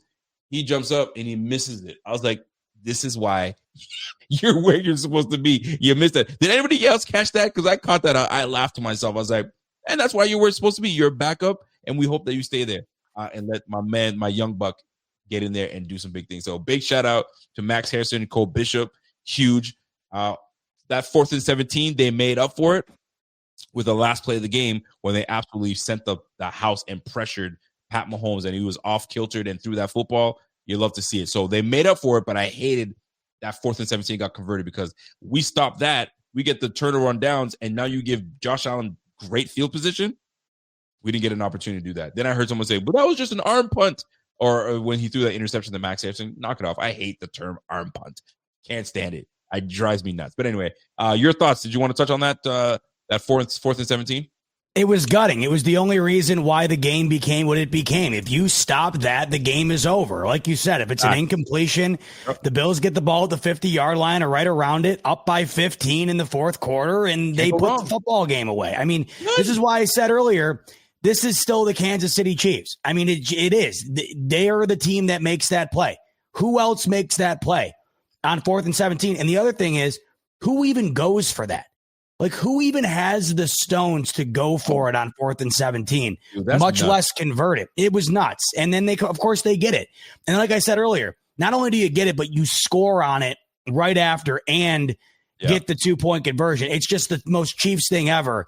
And it sucks because it was the blemishes like that kind of left a bit of a stain on an otherwise incredible performance from the defense, where like you get them in that situation where it's 4th and 17 and then you let them bail out by allowing that. Like Rashee Rice was wide open. So you're just glad it doesn't burn you because once again, like was it Rashee Rice or was it Travis Kelce? I think it was Travis Rashee Kelce. Rice. Rashee Rice caught it. Was it Rashee Rice? I thought it was Kelce. Okay. Travis Kelce caught that wide open, like 3rd and 12. That was on the left side. Maybe it was because later on in the game by Travis Kelce that he caught, and I was like, "Oh my gosh, how do you let that guy catch that?" Anyway, it is what it is. What do we got? We got Matt. What is that? Matthew Royer. What's Royer saying? Matt's saying the bad in this one is that he hates to see Hoyt go down like that. Prayers up. The good pass game and Hairston with the speed, no question. Pass game back in this one. I mean, this was one of the most remarkable performances of Allen's career. Highest completion percentage in franchise history, 3 total touchdowns. And then, Hairston was awesome to watch, shadowing Xavier Worthy. But unfortunately, this is a little bit bittersweet, losing Michael Hoyt, who really looked like he was going to be a spark for this defense coming off this suspension. An incredible outing against the Panthers last week. Brought that energy into this one, non-contact. You just hate to see it because it really looked like he was going to be something for this team, not just on the field, but really just like an energy plug. Like, I mean, the guy he seems like a guy's guy, but you also factor in that he was going to be kind of filling the void of another season-ending injury in your top dog in Ed Oliver. So, no doubt, Matt, it's gut-wrenching losing Hoyt in this one, no question. It's hate that. You guys already know how I feel about it. It's sunken heart. You know what I mean? You feel for the guy. You hate to see that. My man, Real Dan Echo. What up, Dan? Dan says, "Hey man, was at the KC Bills game last year when we snapped their streak. Needed this win after Jays crushed my soul last night. Me too, Dan. The Jays. Oh my goodness. Thank you, Bills. God bless the Fanatics. Rico, hit that horn, brother. I got you. Man, I'm not a baseball guy. I've never in my life watched a game of baseball, maybe an inning or two, and I was like, I'm done. Or highlights. I watched from pitch 1 all the way to the end, and man, best baseball game I've ever seen in my lifetime. It makes me have more respect for baseball because I used to pay attention to baseball a long time ago. I was a Mariners guy, right? When it was Griffey and the boys and Randy Johnson and them boys back in the day. So it was nice then. And playing baseball video games, you got to learn a lot of what everything meant. So I'm explaining the game and it got me falling more in love with the game again because you knowing all the rules and stuff. But man, the Jays had every opportunity to put that game away and they didn't. But that freaking Yamamoto guy, This guy was something else, man. That Yamamoto, shoot. That guy was something else. Anyway, big shout out to my man, Real Dan Echo. Appreciate you, bro. Let's get to what's Richie. What's Richie saying? By the way, best baseball series I've ever watched. The 18-inning game the other night was the best game I've ever watched. And is that right? Okay. I had a ton of people agreeing with me, and I got a little flack for it. But, the Jays have a lot of ties to Buffalo. They're farm teams in Buffalo. They played in Buffalo during COVID. I think in terms of proximity, they're the closest team to Buffalo in the MLB. That felt like is Billsy. That's what it felt like. I mean, dude. What a series, and shout out to the Jays for an incredible performance. It was gut-wrenching watching them lose, especially to that team. I mean, how do you root for the Dodgers? Unless you grew up as a Dodgers fan. Shohei Ohtani gets, $750 million, and he was like the 4th best player for them in that series, which is just insane. And he was choosing between going to the freaking Jays or the Dodgers, and he chose the Dodgers. Oh, my gosh. Anyway. And Vladdy almost hit that walk. He almost had the walk-off. It was at the warning track. Great series. All right. Richie's saying, remember who we have, big fella. Hey, and shout out to Pierre. When you pick the Bills to win every game, it looks good in moments like this. Pierre was the only, me and Rico, we're fools. Before a game, we're saying, listen, we want to be wrong, but we think we're right and thinking the Bills are losing this. So shame on us. Praise to Pierre, who nailed this one. He tweeted out and said, listen, we're getting this dub. The dub is what they got. We should have remembered who we had. And listen, we knew who we had. We needed to see that version of him. And that's what we've been saying. For everybody, I've seen a couple comments. Oh, you owe so-and-so an apology. No, I don't. I saw it today. This is exactly what I had said all along. I said the reason why we are pointing out the flaws in this pass game right now, especially when it comes to Josh Allen, is because we know what he's capable of. And this is why we're looking at it, because we know if he turns that on, what this team is able to do. I think you did see that this afternoon. The guy turned it on. This was a switch that hadn't been flipped other than the second half of that Ravens game. And you saw what it resulted in, the best performance of the year for this football team. No question about it. So we remembered who we have. I think today, Josh Allen remembered who he was. I think that's probably the best way to put it. Josh Allen remembered, I can sling the ball down the field. I can run the football. I can be efficient while also being, able to stretch the field, Rico. We saw that from Josh Allen today. I love it. You know what? Remember, I love that line. That was a bar, by the way. Yo, I didn't know you could spit like that. Go ahead, boy. Come on. You know I'm good with it. Hit me with that beat. It reminds me like remember when we gave Deion Dawkins the beat that one time? We just let him roll with it. Let him roll with it. It's tough to do it on the spot, funny. Man. It's fun. That was good. We got to bring that back up. That was good. That was. My man Richard says, yo, you boys got me running through walls today, man. Yo, we hype, man. We hype too. It's Richie's monkey. We get back into the win column, man. That's what we love, man. All right, my man Edu Lock says, yo, love what I saw from Bishop. He was a different animal today. I'm hoping this is a trend for him going forward. Man, do we ever. We hope this is one of those things where it's clicked and it stays clicked and he's ready to go and he becomes Pro Bowler, all pro, and we have a guy that we don't got to worry about for a long, long time. Love to see it big time. And he's a big boy, man. I was looking at the size because when he smacked Kelsey in that end zone, I was like, yo, how heavy is this man? That boy is 6'2", 250, like 210. That's a yeah. You don't lay Kelsey out like that unless you got some thighs on you. I mean, let's be honest. You got some lumber on you, bro. That boy laid the lumber on that brother. So good on. Listen, the hype on Bishop was there, right? I mean, we've been waiting to see this. It wasn't like he was coming off the streets. I mean, this is a second round draft pick that you're waiting to be the guy, and we've been hearing shades of it, and you saw it against the Chiefs, no question. Big facts. Get Right says positive. Love the game plan. Offensive. By the way, big shout out to Positive. He's been a member of ours for 11 months. Big shout out to my man. Get Right. Positive says, yo, love the game plan. Offensive defense was consistent. Absolutely correct with that. Negative, try to give away the game with the missed field goal and letting them back down the field in 3 plays. Superlative, Cole Bishop. Oh, yes. And I got to say this, letting them back in the game. That's the one thing. So that's why I was asking Bot, would you have kicked the field goal and iced them for good? Because that was in Prater's, that was his range. That was very capable. It just happened to miss it. That was the second missed field goal of the year. I wonder if that makes them say, hey, where's my guy? You mean Tyler Bass? You have a strained calf. We're going to put you on IR. We never know how that plays out, So speaking of which, we haven't even heard anything about Tyler Bass. Nothing. And I'm wondering, and not because Prater missed it. I love what Prater's done. I mean, look, it was a great kick. It hit the damn upright. That's what was it, a 55-yarder? Yeah, I mean, it was on line, hits the upright. It happens. I'm not sitting here saying, oh, call Bass. I've just been curious about this for a little while, especially with Hairston being activated off the IR recently. I started thinking, I'm like, wait a minute, what's the plan? Is there even a plan? We haven't even heard his name. No need to bring him back. No need to bring him back until I was asking the thigh doc that. I'm like, what would you do?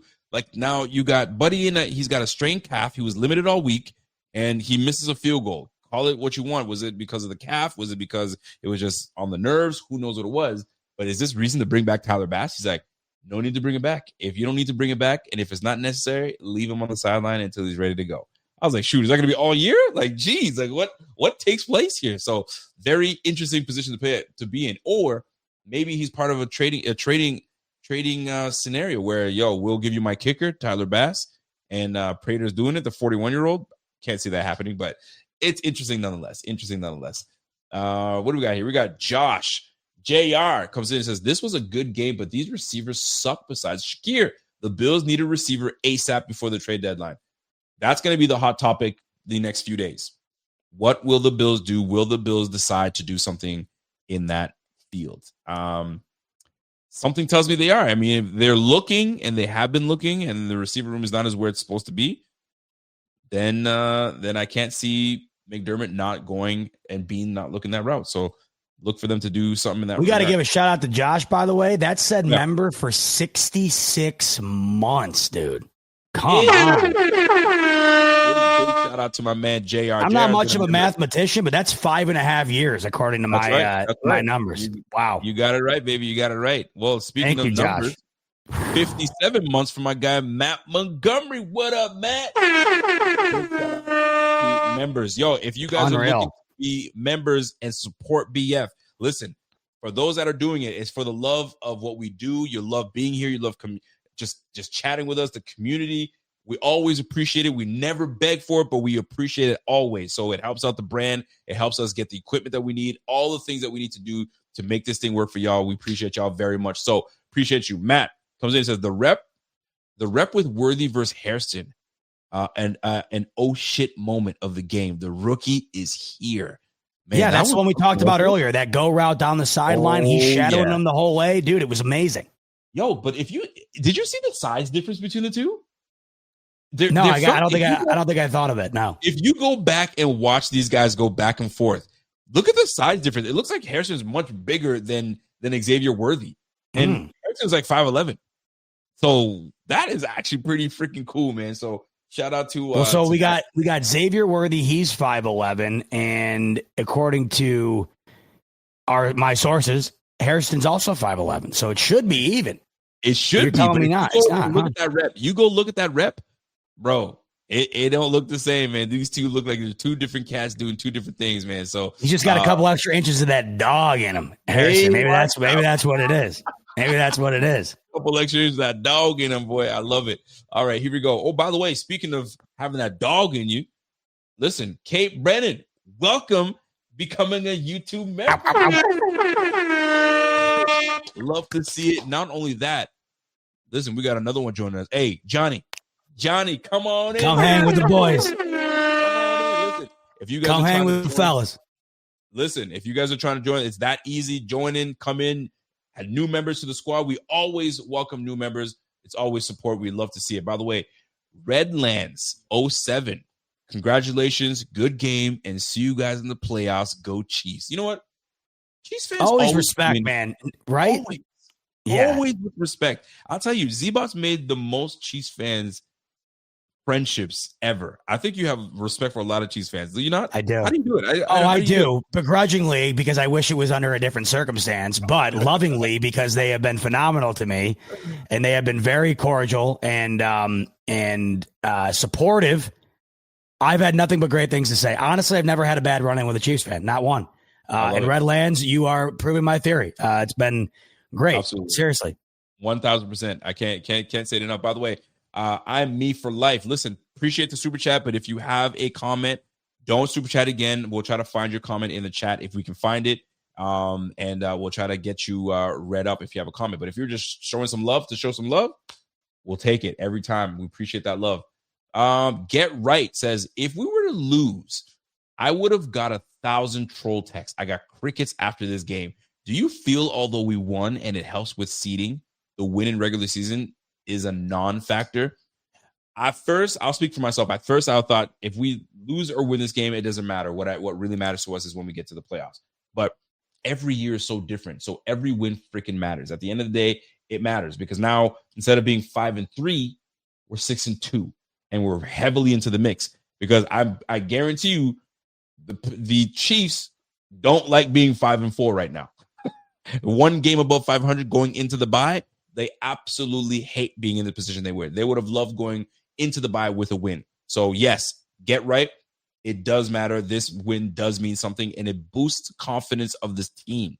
Don't forget, winning is a cure for a lot of things. So if you were going through some things, that win just made you say, okay, we got this. All right, let's get on to the next move. That loss, if we lost this game, boy, things would have just been magnified even higher. So I'll take that as a plus positive for this big win. Bot, you got anything for that? I got a ton on it, but I'll keep it simple. This game is completely a non-factor in terms of how you view playing the Chiefs in the postseason. I'm not telling you anything you don't already know. This is the 5th consecutive time the Bills have beaten the Chiefs in the regular season. The 4 prior did not mean anything towards beating them in the postseason. So this one means the same as the other ones do. However, this game for the regular season means a ton in a variety of different ways. I'll just give you a couple here. The Bills scored 28 points in this game, Rico. That is the second most points scored by any team against the Chiefs all season long. They also held the Chiefs to 21. The Chiefs had scored 28 plus in 5 consecutive games going into this one. The Bills in this game improved to 6-2 to keep alive in a very, very tight and electric and wide open 1-seed race in the AFC. They stay alive and right in the thick of things against the New England Patriots for the race of the division title. And if the Bills beat Miami and the Patriots lose to the Bucs this upcoming weekend, just like that, the Bills are back atop of the AFC by a half game, or the AFC East. But beyond all that, you just saw the Buffalo Bills prove they can step up in the pass game. They still have it in that department. An unbelievable performance from Josh Allen and these tight ends. You just saw that the Bills can run against anybody, and that James Cook each and every week will be one of the best offensive players in the NFL. And above everything else, you learn that this defense is coming along. This is now 10 consecutive quarters of really good defense. You are seeing pressure being generated that has never been generated by this defense before. You are seeing young studs step up, the future of this defense. Guys like Cole Bishop and Max Harrison, who we've been singing the praises of all evening on this episode. Sean McDermott, flowers for what he's done with this defense over the last 2.5 games. You learned a lot about the Buffalo Bills in a game that mattered a ton. And the other thing to really put this all together is the fact that the Chiefs fall to 5-4. You said it, Rico. This is as bad of really, for a team like Kansas City to be a game above 500 at the halfway point with the schedule they got facing them post-bye here, this was a huge, huge game. Huge game. And it's got nothing to do with the postseason in terms of these two playing against each other. Couldn't have said it better, man. That's huge, and that's why these wins matter. At first, I was like, it doesn't really matter. It does matter. Absolutely does matter. So let's keep it rolling with my man Bartek. What up, Bartek? My man Bartek says, hey, 8 different players with 10 receptions. Incredible. This is what we were talking about, opening up the playbook. Hopefully, we didn't show all our cards against these Chiefs because it will bite us. Andy Reid's going to come. Listen, that's if they make the playoffs. That was one. I'm glad he's bringing this up. This is one thing that I thought was another benefit of the game that I didn't think to bring up until Bartek just, by the way, shout out to you, BT. I didn't think of this until he just brought it to my attention. I thought walking away from this game, one of the things I also loved about it was the Bills' ability offensively to perform the way they did without diving into a bag of tricks that seemed like they hadn't gotten to yet this entire season. They ran the ball well. They ran a ton of those screens, which they always do. And then the deep passing games was just stuff that developed and they were able to hit. I didn't look at that game and think, oh, Brady really went into the depths of his playbook to pull out this Week 9 game. I just didn't get that vibe at all. I'm not trying to be a funny guy, but I don't think Brady even has a deep bag of tricks. It's just what it is. We've been asking this guy to give us something. This week, we just happened to execute what he's been putting out there. His deep bag of tricks, I don't think he got one. I think his little bag, his little lunch pail, and that's how big it is. He don't got a big old Santa bag of tricks where he can dig deep into that bag. I'm sorry, I'm not trying to joke around. I don't think he got it like that, but it was really nice to see. I'll be on the positive. It was really nice to see that we executed, because that's what it comes down to, execution. And we didn't really show. We ran the power runs that we did. They adjusted in the second half. And then we found ways to now use Allen's legs. And Allen showed out today. He had 20 yards rushing today, 19 yards rushing. So just south of 300 total yards, 3 touchdowns. It was a great outing. It's a good day. It's a good day for the boys. By the way, Bartek meant to say 10 receiving yards. I got you, brother. I got you, brother. 10 receivers. 10 guys with a catch in this game.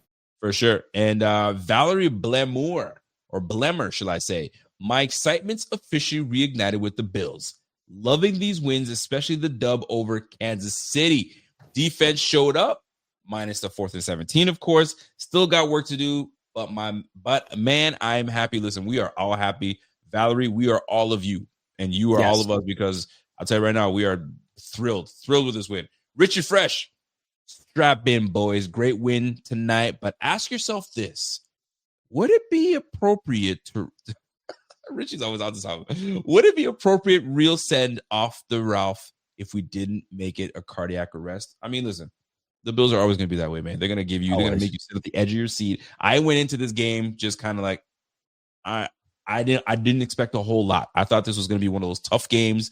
We're going to keep it competitive and then blow it near the end. But we were in control from start to finish and loved every bit of it. By the way, Dios, what is that? Am I reading that right? DOS? DOSF? All right. DOSF says, yo, let's talk about how good Josh played today. No overthrows, took some bad sacks in the moments, but definitely MVP Josh came out. Love you guys. We love you too, brother. Appreciate you. Listen, man, Josh threw the ball away once and had 2 incompletions today. Yeah. You know what the big difference today I noticed with Josh? Josh did not bail from the pocket. Totally. He stayed in the pocket. And the 2 throws that he made that I realized this guy stayed in the pocket, the throw to Kincaid when he had Kincaid on the crosser. Had he bailed, he wouldn't have seen Kincaid. There would have been guys in his way, but he stayed in the pocket, trusted the guys, and delivered. Same thing for that pass to Elijah Moore down the sideline. He trusted the line, stayed within it, and delivered. Not a whole lot of this backyard football by Josh. And I think Josh knew it. Yep. He went back to the fundamentals, doing what you're supposed to do, trust your mechanics, and that's exactly what it looked like today. Josh was just doing too much. He was just doing too much, man. When you do too much, you're hurting the team, right? Nobody can really stay in structure. So the fact that he stayed within structure, did what he needed to do, and he had a really good game, official game. Love to see it. Another I could think of too, and just allowing things to develop. Yeah. Shakir, it wasn't a slant or a screen, but it was a crossing pattern that he allowed to develop. Yeah, where Shakir was able to get to the middle of the field, and by the time that occurred, there was enough space open on the left side of the field where Shakir was able to grab that and just go. Yep. And if Allen were to have rolled, like for instance, to the right side of the field, and if like say he didn't need to, but he bailed the pocket, went to the right side of the field, well then that throw's not there, right? But if you stay in the pocket, those easy throws become even easier, and they are readily available. And I think we saw a good amount of that today. I didn't get the sense that Allen was panicked in this game. I go back to the Falcons game, Rico. I mean, it looked like Josh Allen was just under siege, right? This game is completely different. I thought I saw a composed 17 all game long, mostly. There was one series, Rico, he took 2 consecutive sacks. You could tell he was frustrated. Things weren't working out. Other than that, it was pretty static. It was pretty efficient. Now, I keep using the word efficient, but how couldn't I with the game that it was and how he executed? But it was pretty consistent, I think I should say, in terms of him staying in the pocket and finding guys, allowing plays to develop. Great performance. Unbelievable. Couldn't agree more. Well said, my man. And last but not least, we got our man Richie Fresh says, yo, bot, check your Ven. Much love, brother. Check your Ven. I don't know what that means, but I'll check my phone after this. I use the phone as the webcam. You can. By the way, I don't know how bot does secret. His phone currently right now is being used as his webcam, which is absolutely wild. Listen, we're a cinematic production over here. As you can, we don't mess around. I freaking love it, man. I love it. Tell you what, you pay monthly for that thing. You better get your money's worth. You better use it. Tell you what. Come on. You damn Skippy. Well, I will say this, though. Today was a big win for the Bills. And McDermott really, you could tell just by the look on McDermott's face. Take a look at this guy's face. You can't tell me, Coach, my guy. Coach A. Happy. Look at that face, eh? Let me get, listen. Here's the funny thing. McDermott will wear the glasses during the game, but won't wear it in pressers. You know what I mean? I need my guy Sean McGlasses to show up in the locker room looking. You know who liked it? Listen. At first, I hated Caroline. it. Caroline liked it. She said he is cute. That's what Caroline said today. If he's gonna give me W's, he can be as cute as he wants to. I love it. By the way, before we get into this video, my man Fluffy Panda. What up, Fluff? Fluff says, yo, to quote Major League. Not bad for a bunch of has-beens and never will be's, eh? If this is how good we are with who we have, imagine how scary we'd be with top talent. Man, oh man, you ain't lying, brother. Give us the top talent, and this team could be very scary. We're already a scary team. We just get in our own way. We get in our own way. So we'll see how that all shakes out in the end and what we do with this trade deadline looming. All right. So without further ado, let's play this clip from our guy, Mr. Sean McDermott, in the locker room. I kind of love seeing these videos and see how that plays out. Let's see how happy he does. All right, hey, man, I am so proud of everyone in this locker room, man. The whole organization, that's what it took, right? Journey of a season right here. Highs, lows, we're finding out about ourselves right here, man. We got a lot of grit, a lot of heart, a lot of love for one another in this room right here. Yes, sir. And that's how a season happens. You come together, you get stronger and stronger and stronger. It tries to tear you apart, you won't let it. Yes, right? Even the game tonight was a small example of what I'm talking about. Just the game, and it's going to continue that way. You got to stay together. I am so damn proud of you guys!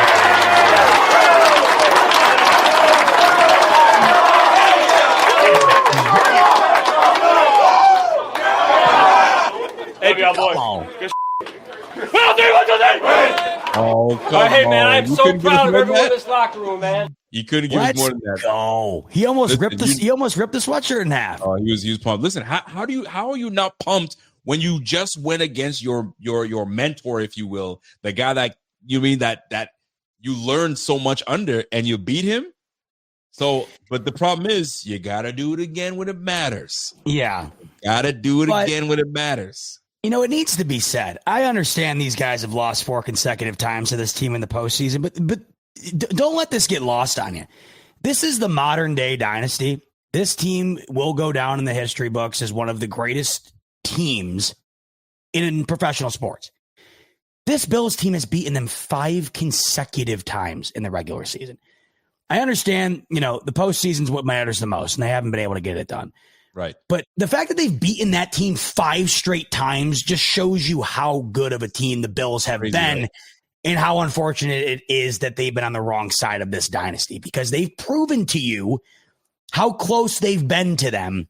But of course, that narrow gap has been all the difference. But the fact that they've beaten this team, Rico, 5 straight times in the regular season, man, that's something else. Well, you know what else is something else? Peter Schrager seems to know what's going down. Schrager knows ball. He knows more than you and me, that's for sure. Peter Schrager taking the Bills. Well, Bart Scott's a hater, so I knew he was going to go that way. And you got Big Joe, and then you got our guy, Mr. Harry Douglas, doing it. So listen, man, we handle business the way we need to handle business, and you love to see it. And last but not least, I mean, the W's came, and we got to talk about these W's, man. Come on, man, big dog. Come on, Bosa. W. Big dog. Big dog. There it is. Ah! Yes, sir. First game at Highmark, baby. That's right. It was his first home game. Come on, man. Big Yeah, dog. I saw Jackson Hawes in there. I saw a stat. I'll have to confirm it, but I'm going to take the word for it. I think the Bills are now 6-0 when Jackson Hawes has a target. Yeah. That's craziness to me. I think it's when he catches. Is it a target or is it a reception? I don't know. It could either one. It doesn't matter. Well, listen, folks. I think this is a great way to put a button in this whole thing. Definitely. Great game today. Can't go wrong with getting a dub. And we've said this all the time. Just everything just tastes so much better the next day when you're going about your business and you can talk about the big KC Chiefs win. I have a colleague of mine that's a big KC fan, and I need to figure out what I'm gonna do. Maybe just drop by his desk, maybe write a note for him on his. I don't know what I'm gonna do. Be classy with it, because you know what comes around the corner. You can't go overboard. Yes. I might just put a little sticker of a Bills. I don't know. I got to figure something out that make him recognize, I was in your office. You know what's good. I may have not seen you, but you know what's up. But great way to win. Bot, what do you want to put? You want to put a button in this? What do you got for putting a button in this whole thing? Totally. Well, first and foremost, a huge shout out to all you tuning in. We had just under 4,000 of you concurrent across all platforms on the post-game show here, celebrating a massive W. So huge shout out to you guys. These wins are so much more fun when we get to celebrate them with all of you. So a huge shout out to everybody who stopped by this evening. You guys are the best. What a game. What a W. A massive turning point type W at the midway point of the season here. So many ramifications, I think, could be felt from this game. We'll see it moving forward here. But this was such a statement W in so many many different ways. The Bills played complimentary football for pretty much a full 60-minute duration. Wow. An incredible W to move to 6-2 and knock the Chiefs to an unprecedented 5-4. Before we bounce out, we want to give a quick shout out to our good friends over at Sleeper. We did not hit, Rico, by the way. It was my fault. We put Xavier Worthy in for a touchdown. We should have went Rashee Rice. He was the one who's been cooking. I went Worthy, but I didn't factor in. Wait, did we choose Worthy for a touchdown? Really? I did. It was my doing, and I apologize. I didn't factor in that Mad Max was going to be shadowing that guy all game. So that's on me. We'll get him again this week against the Dolphins. In the meantime, you can join us by clicking the link in the description below. Click that sign up for Sleeper. Once you do, you will immediately get a free $20 entry that you can use in week 10 coming up here, or on football or on hockey, basketball, you name it. Sleeper's got you covered. Once you use that free $20 entry, you will get a 100% match up to $100 on your first deposit using the promo code BF25. Terms and conditions apply. See Sleeper's terms of use for details. Currently available in over 25 states. Check out Sleeper in the link in the description below today. Before we sign off, one more super chat coming in from Dio, who's saying also, you guys think we can get Waddle? Random stray, but F the Pats. The Bills are coming. The amount of shit I've seen talked from the Pats is laughable. Yeah, I know. Patriots, they've been down bad for 5 years. Those poor guys. I feel so sorry for them. I feel so sorry they had to wait this long to be back. Waddle, I mean, we've seen crazier, right? I mean, we just watched the Browns gift Joe Flacco to the Bengals. Yeah. For the life of me, I cannot. I think it would be malpractice for the Dolphins to give the Bills Waddle. Nobody has owned, since Josh Allen's entered the league, nobody has owned one team quite like the Bills have owned the Dolphins. To give them what is currently one of your best assets would be insane to me. So, Dio, I think it's no, but if it happened, I would be mind blown. And to get them, you'd have to give up. They're looking for a first, probably 2 firsts, maybe, and beyond that. I mean, listen, Waddle, nice. But I'm sure we can get something like Waddle elsewhere. So we'll see how it all shakes out at the end. By the way, take a look at that. Tell me who got a game ball. Good for him, man. I'm so happy for him. Your boy got. Look at the smile on that brother's face. He definitely got his game ball. Coach. Look at Coach McDermott's face. He like, yeah, I got it. Now, before we get out of here, what's this tell you? This look is interesting to me. This is like, man, I remember this feeling. This feels good, and I was a big part of the team, man. And I'm soaking this all in. This is what this Poyer look gives me. I'm soaking this all in, and I'm not taking any of this time for granted. Big win by the Bills. You love to see it. Awesome. Yeah, I'm seeing a lot of smiling. It's about a week ago that we heard Josh Allen say his grandmother called him and said, I just want to see you smile. That whole locker room is ecstatic. They're smiling. Couple of great W's. They just strung along here post-bye, coming off 2 consecutive losses. Another big one coming up here against the team you have rolled. Can you continue to do it? We shall see. But in the meantime, we're going to continue to celebrate this W. I'll be back with you tomorrow night, Monday evening on the smoke break. Going to rewatch this game. We'll take a look at some film, dive into what we liked in this football game, and there's plenty to dive into. Rico, you got a good spot set up for you Tuesday, because on the Rico Report Tuesday, you'll be able to dive into the trade deadline and that goes down with that craziness. Well, baby, if you're not doing anything, jump on and we can talk about it. It'd be you, me, and my man's coming onto the show. We can do a trio show with my man Carl Jones. Ooh, that should be good. Listen, the Bills go crazy. Yo, I can't turn down that invite. All it is you just jump on there and say, I'm on here. We can talk about it. So hopefully, we got something to talk about.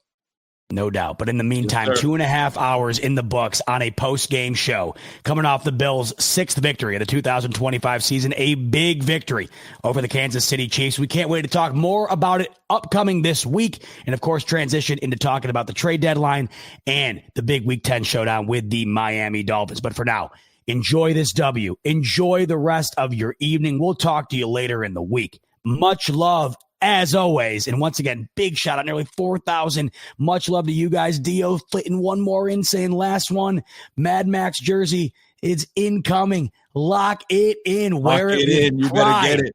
this Get it. upcoming week. Perfect time to get it. Perfect time for us to sign out and give you all our love. Enjoy the rest of your evening. Talk to you this week. Go Bills. Go Bills.